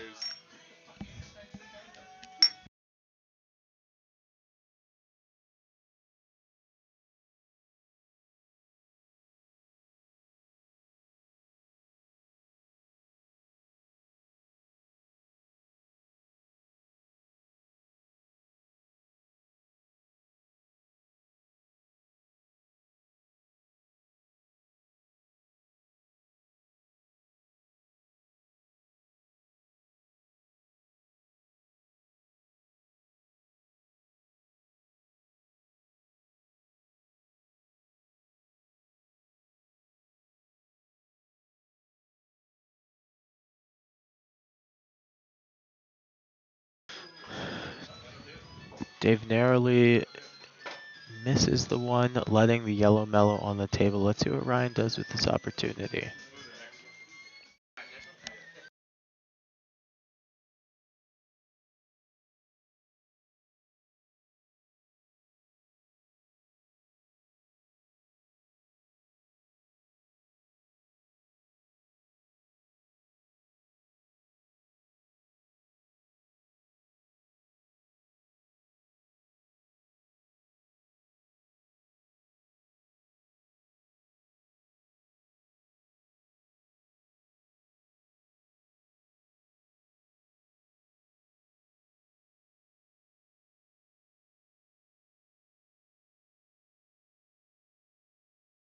Ryan gently takes dominant control of the back corner pocket.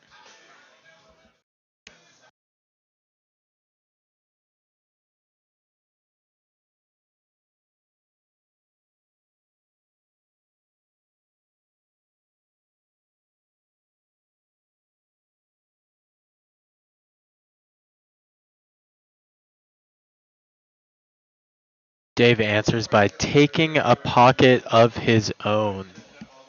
It's pocket wars out there, folks. Stay safe.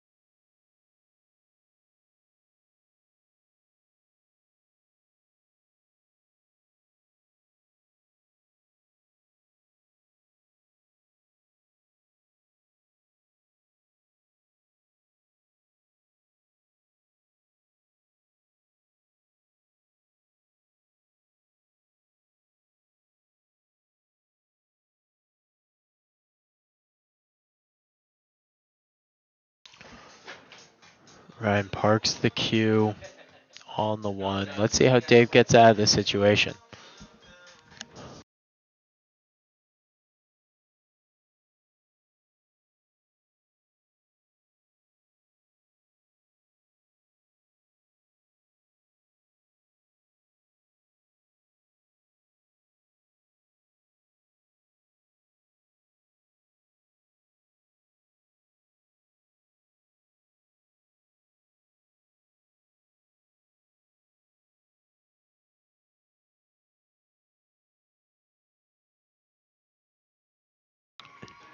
Dave with an excellent shot to line up something on the 8, but we're not really sure what he's going to do from here. Is he going to try the Pretty Ricky? He is going to try the Pretty Ricky. Let's see how this goes for him.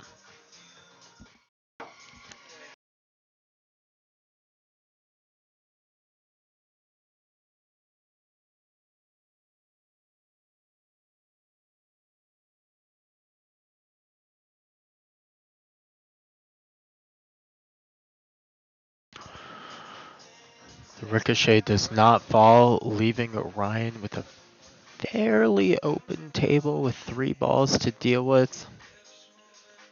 Let's see if he can sink these balls and leave himself a line on the ocho.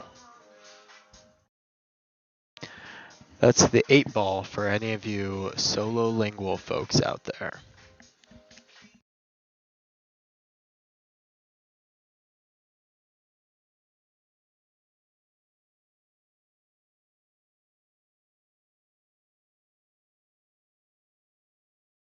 That's 1 down.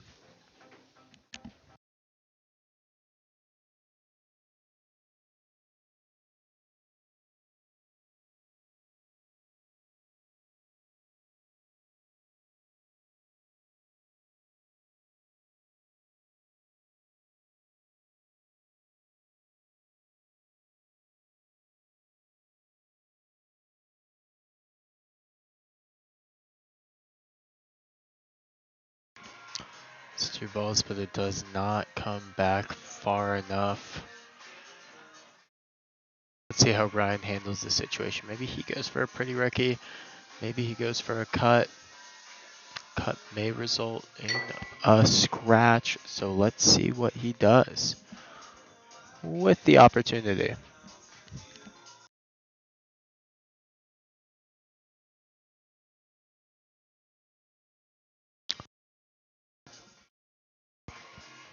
Robert calls a timeout, giving them the opportunity to talk it over. Today's timeout is brought to you by Fred Warner.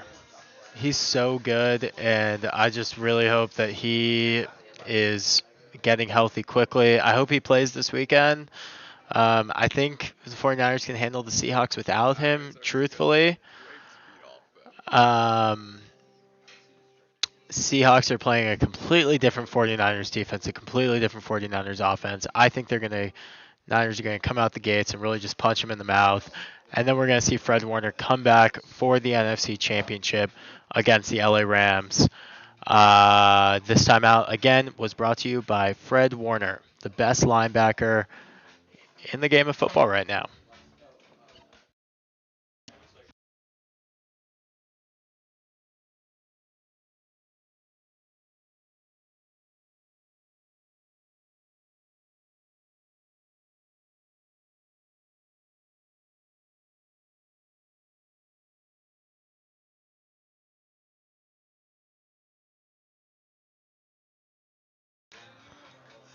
Coaches talk over a defensive shot for Ryan, leaving him pretty straight on the 8 ball. I'd imagine exactly what he was looking for.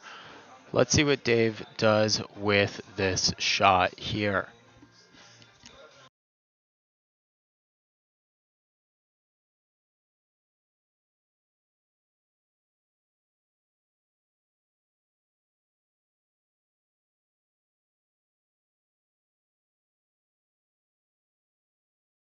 Dave goes for the reverse bank, and he's got the line dead on, and it falls.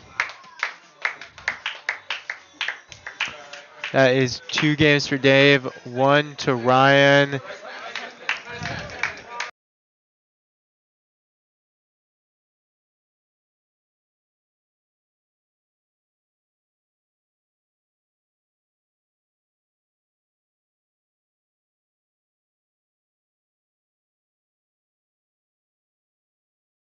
There's plenty of game left here, folks. I believe Dave has to get to 4 wins before Ryan gets to 5. So we have plenty of pool left to watch here today, lads and lasses.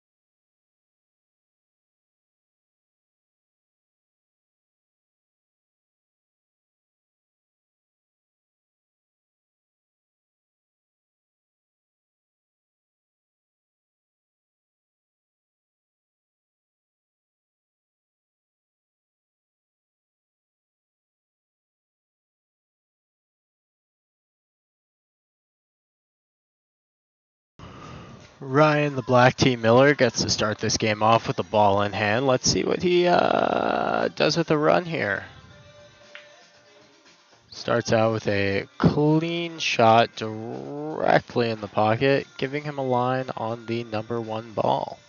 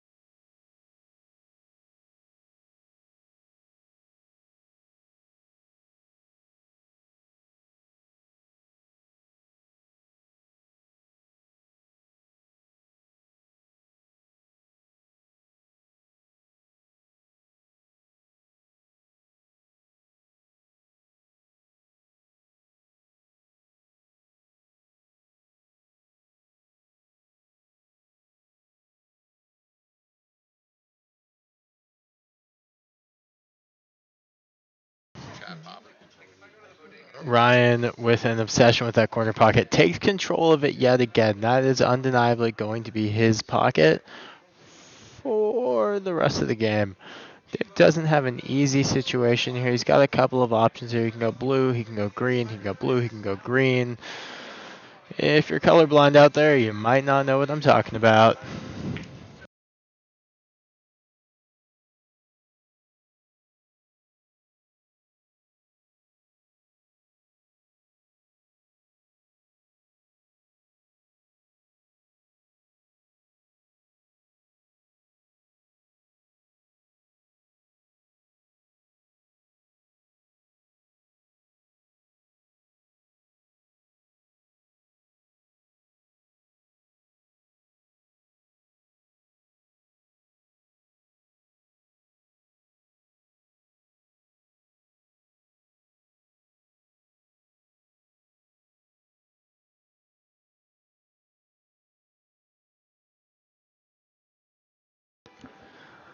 Quick shout out there as Dave lines up his next shot to the wonderful Emma Burton. I hear you're feeling a little under the weather. I hope you get well soon. It's a little selfish of Ryan to be out here playing pool and not making some chicken noodle soup for you, but when it's the championship, it's the championship. We know you understand. Feel better, Emma.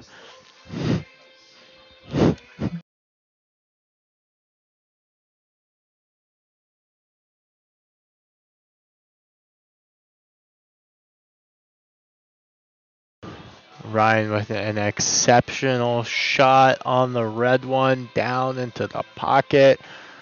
See what he does with this little rapid fire situation here. I would go bang, bang, bang, hit the cue ball as fast as I can. It'd probably be a scratch.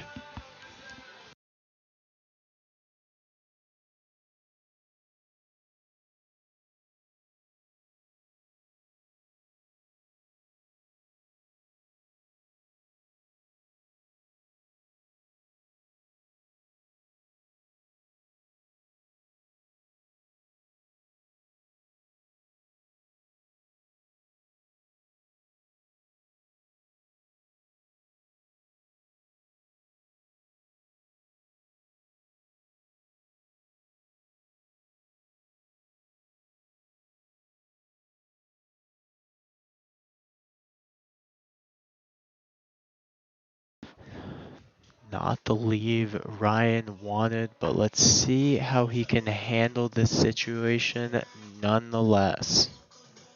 If there's anyone that can get out of it, it's going to be Rye Guy.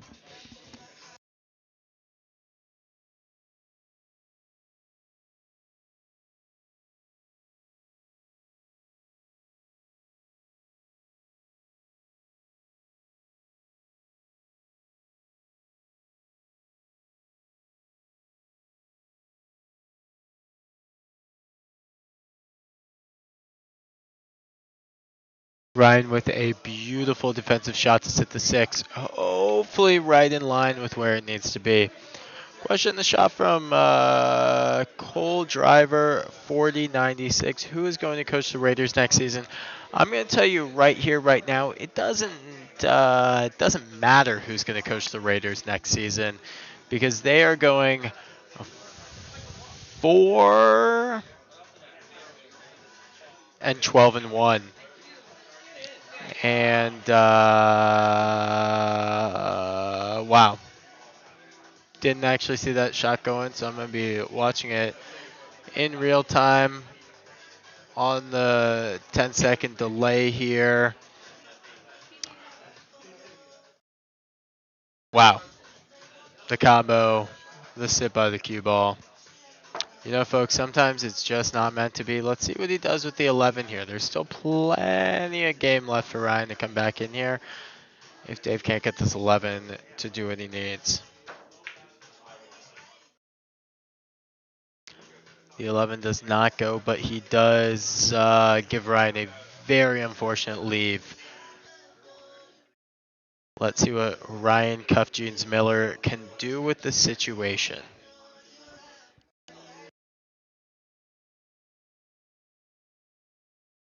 I apologize to any fans out there that I may have shattered the glass ceiling for with the 10-second delay.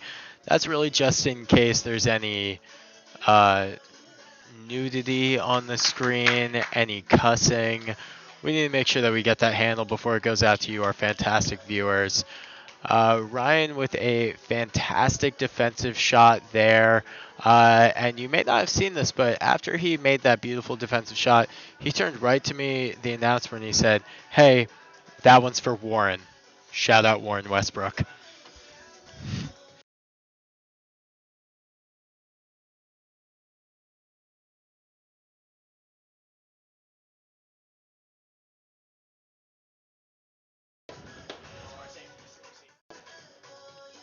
Ryan's going to have a ball in hand here. Robert's going to call a timeout. Just give them the opportunity to talk it over. You know how fellas be. This is guys talking, just boys being boys. They're up there. They're talking about chicks and sports and the best topic of all, balls. Balls and holes.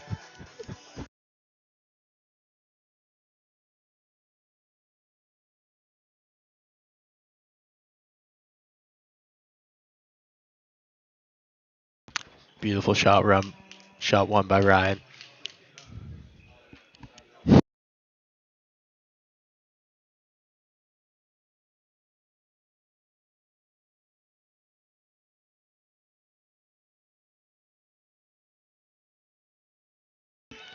Ryan sinks the ball on shot 2. It may not be the lead that he had really anticipated, but he has got a confident look here. He quickly decided on his pocket, and let's see how he closes this game out.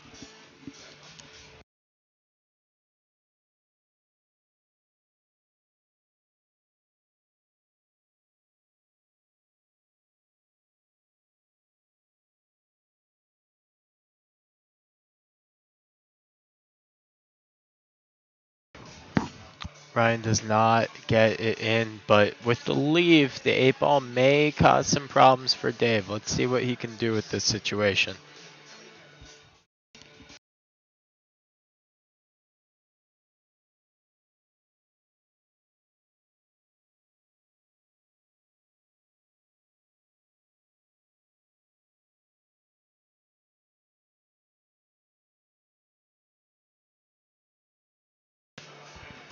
Dave sneaks through the skinny hole, and he's going to have a challenging shot here if he wants to win.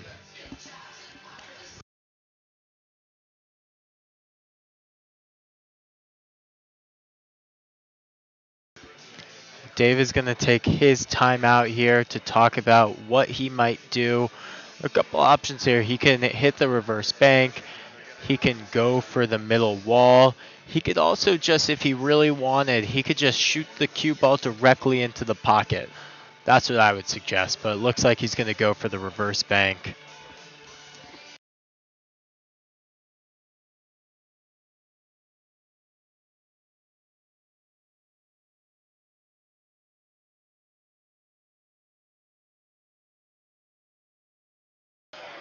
He does take my suggestion. He scratches the cue ball to a resounding cheer of assholes by his loving team. Ryan Miller takes match 4. It is all tied up here at 2-2. A quick reminder for those in chat. Dave needs 1 more game to get 1 point, 2 more games to get 2 points. Ryan needs 3 more games to secure points.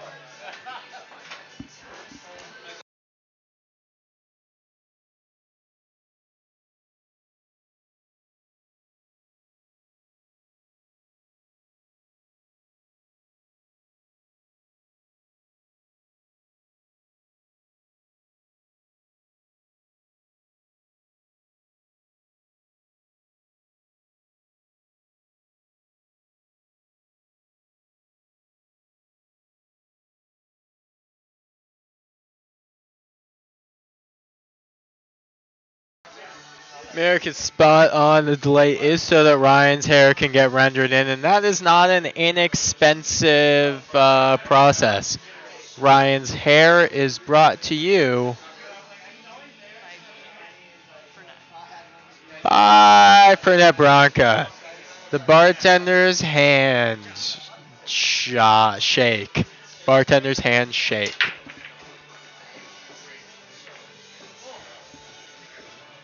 Ryan with great movement on the break, but unfortunately, nothing falls. Just kidding. A stripe did fall.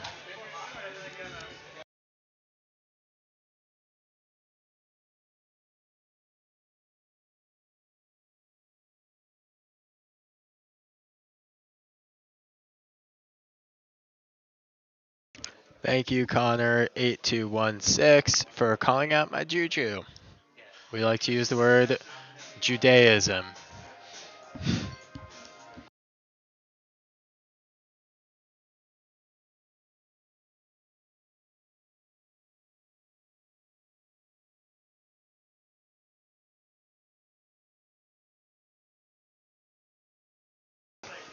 Dave here is shooting stripes. He's got himself quite a challenging spread here. He's got 1 ball in. Let's see what he does from there.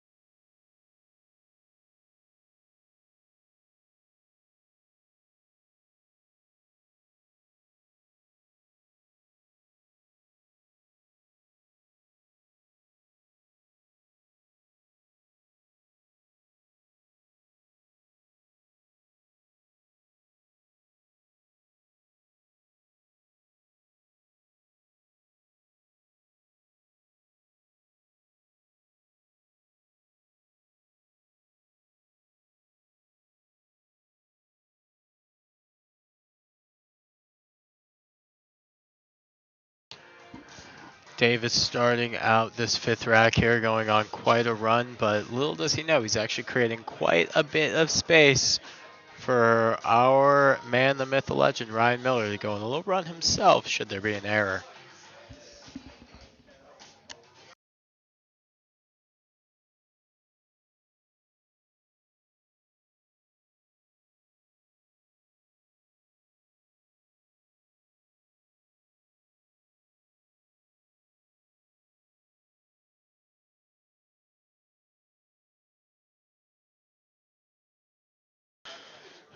Unfortunately, it appears that Dave is absolutely locked the fuck in.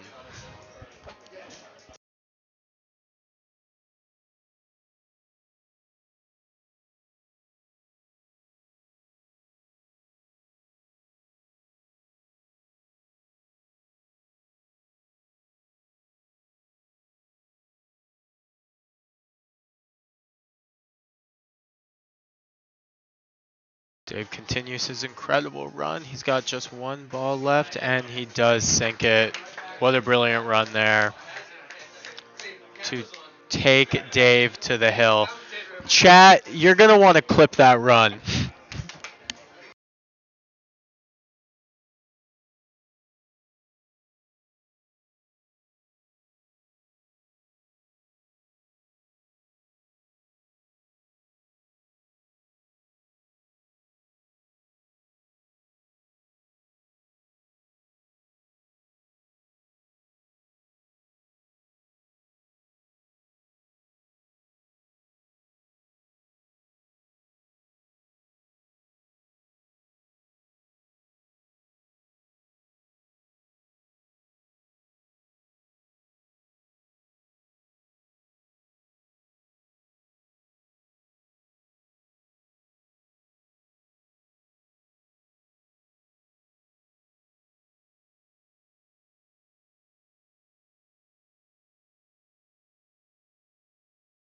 Dave with plenty of movement on the break there, but nothing goes in. Let's see how Ryan can handle. Not the best lead for him, but there are some opportunities to be seen.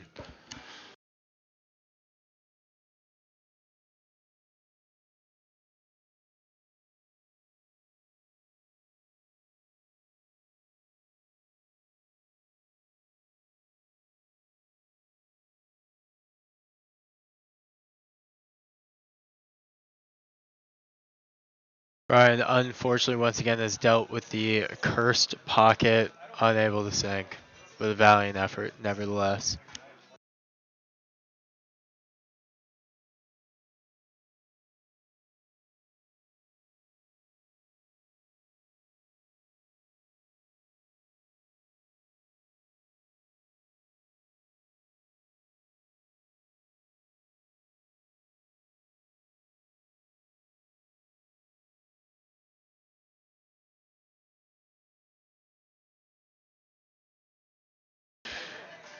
Dave with a comical avoidance of a scratch there. Misses the shot, but hits the correct ball nevertheless, giving Ryan back control of this game.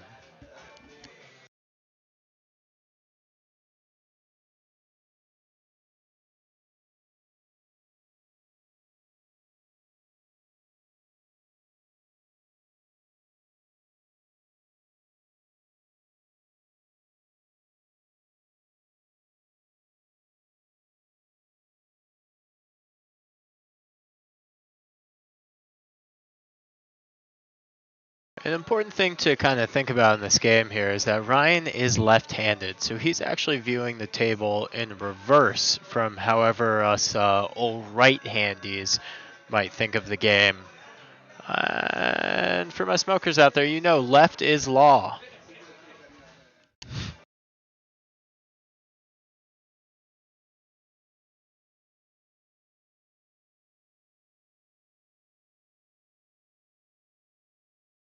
The devious lefty smokes another one, giving himself a couple of options on this next shot.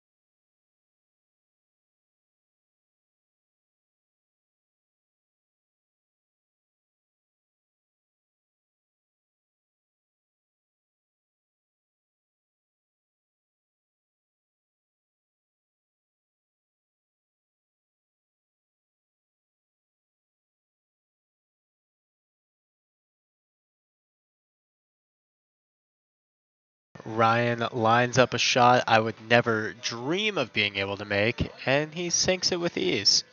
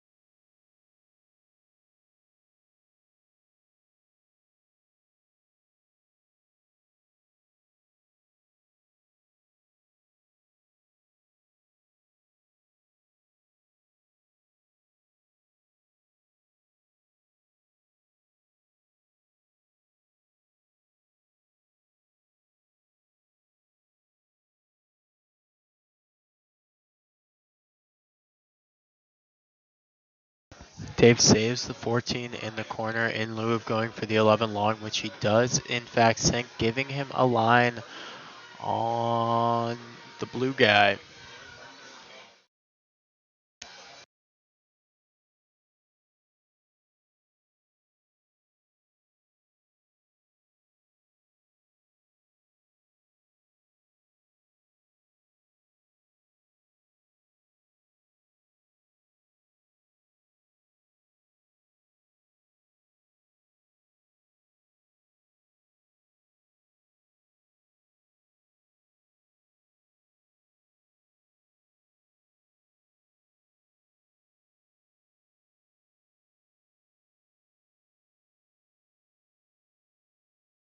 Dave hits one gently. It's unfortunate to realize this as a fan of the Cowboys, but it appears Dave has a plan for this run. But that will just about foil his plans.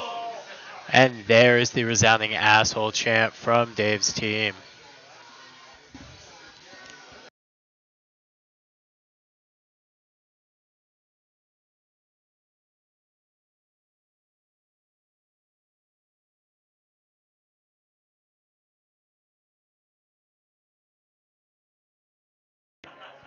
Now it comes time for Ryan to map out this run. He's got but one ball in hand opportunity. How's he going to play it?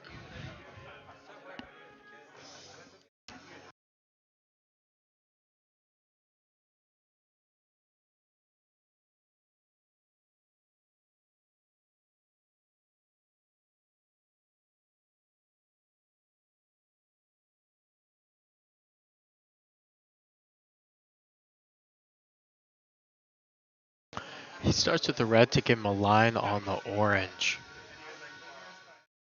See what kind of shot he takes on this orange to hopefully line him up well on the purple. Now I almost hate to remind our listeners out there at home, but this pocket has been quite a problem for Ryan in the past. Let's see if he can conquer when the world needs him most.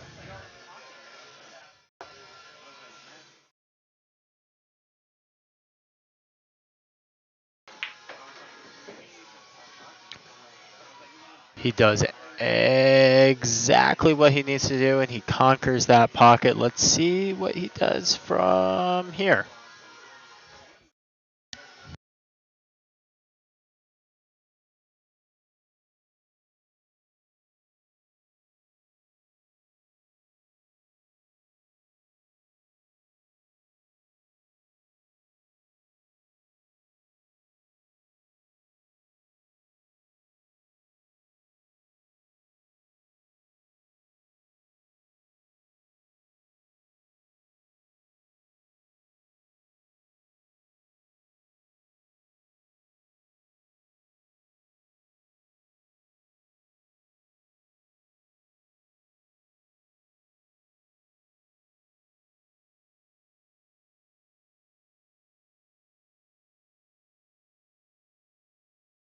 Ryan does sink the ball as planned, but does not get the leave that is desired. But if I know one thing about Ryan, I know that he has really curly hair, and he's a brilliant chef. So let's see what he can cook up here tonight.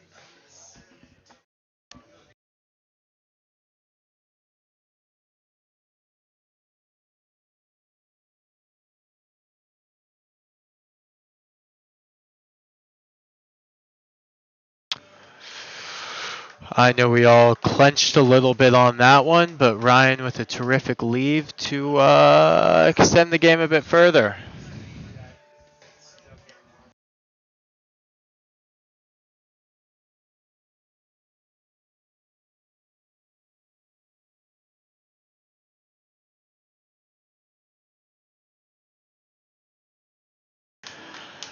Dave with a devious defensive shot to really box that 8-ball in. Ryan's going to have to think about what to do here. There's an opportunity for an out.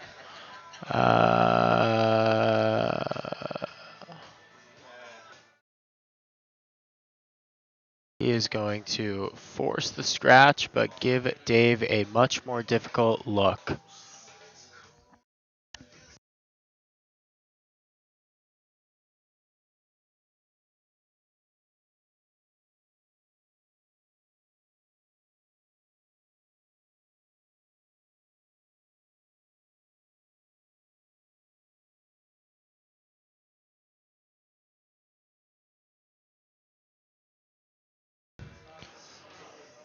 Dave sinks one. This is not going to be an easy shot into that wall or corner pocket. Let's see how he handles.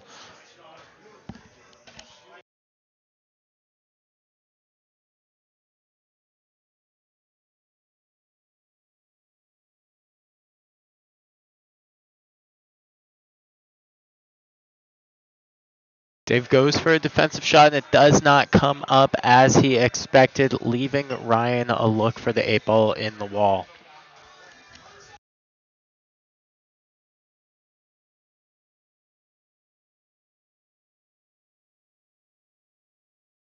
Ryan sinks the 8-ball, taking game 6. If you're out there listening, we got ourselves a match on our hands.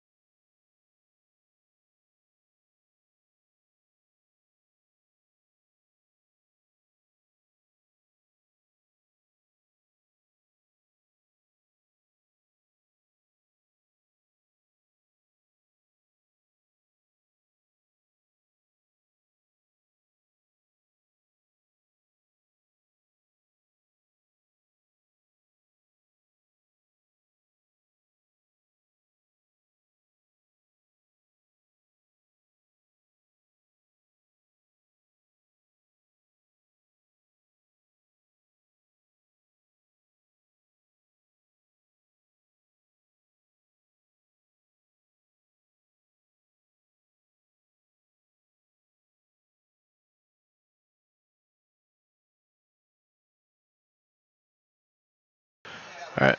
What's the expiration life on this? Chat, we got a question. We've had some spicy tuna rolls sitting out for a few hours now. Drop in the comments how many hours you would let a spicy tuna roll sit and still eat it.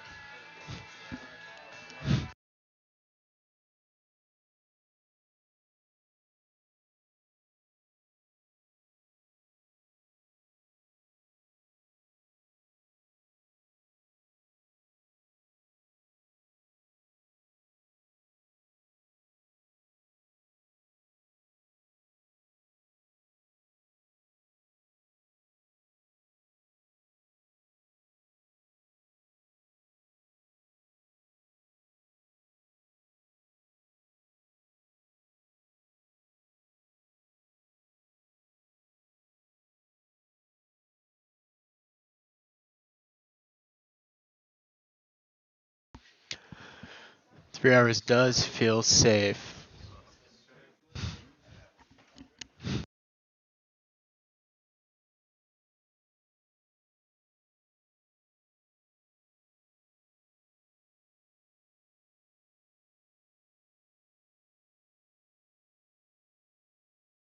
Chat, does the source of the sushi change the number if we're talking established sushi restaurant versus gas station? Does the gas station in the cooling tank, some say it may not be cold already?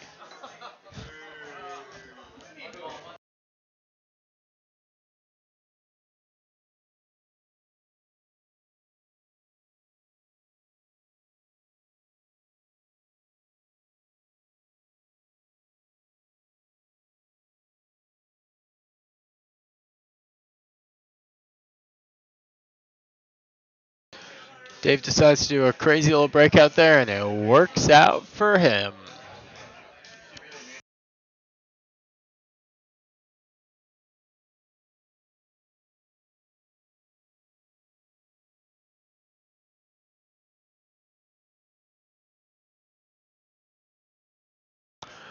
A question in chat about the Iran protests. Truth be told, I haven't been running much personally, so I don't feel super qualified to speak on the matter tonight. Thank you for your question.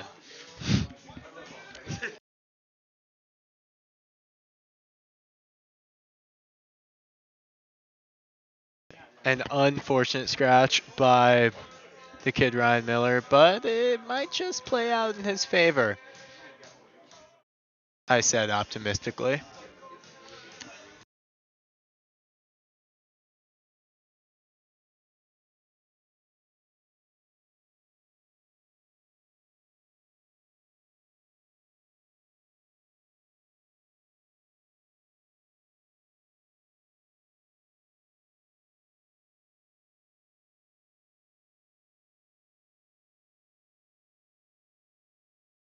Dave with the slightest of errors to give Ryan new life in this rack. Let's see what he does with it. Chat, speaking of new life, do you think that felons should be able to vote after they serve their time? Sound off in the comments.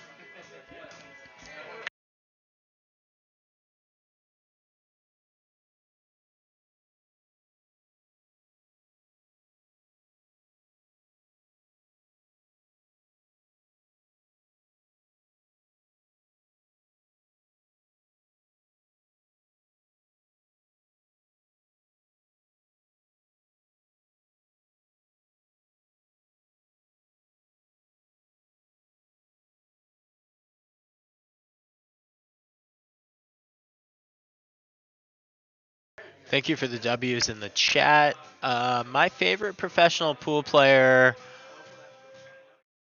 has to be this dude I saw on Instagram in China that just loads up and rips shots. It doesn't even look like he lines it up. Sometimes it hits 6 walls, but it always goes in the pocket. That dude is elite. Shout out my Chinese pool playing hero.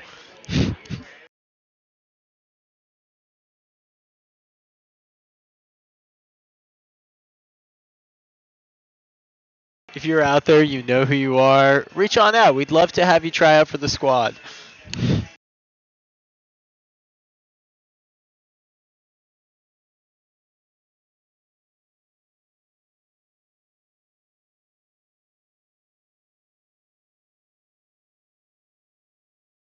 Unfortunate break from Ryan there.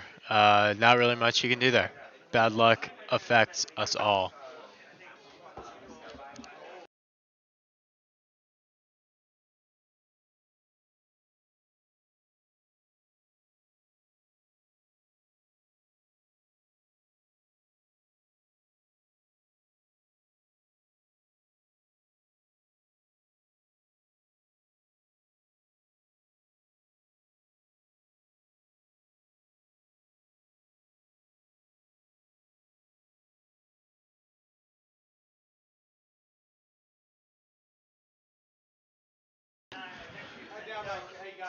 Dave unfortunately controls this turn with poise.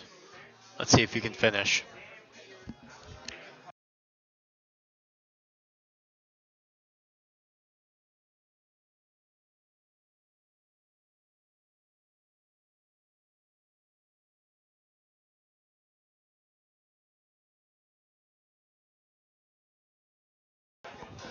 Dave has given himself a look to win the game.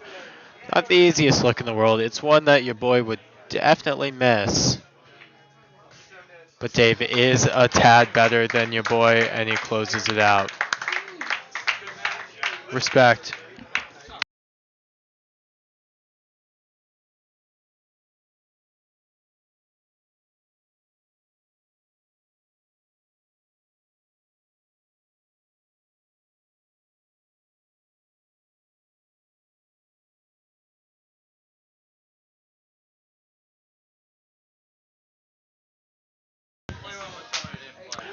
And with that, the winter season comes to an end for the Reverse Cowboys East. Not the look we were looking for tonight, but a valiant effort from the fellas nonetheless. Some Fernet was had, some beers were slugged, some sushi was eaten suspiciously late, and at the end of the day, the fellas had a good time. Thank you for tuning in, and we will see you again next season. The next season starts on next Tuesday. Yeehaw!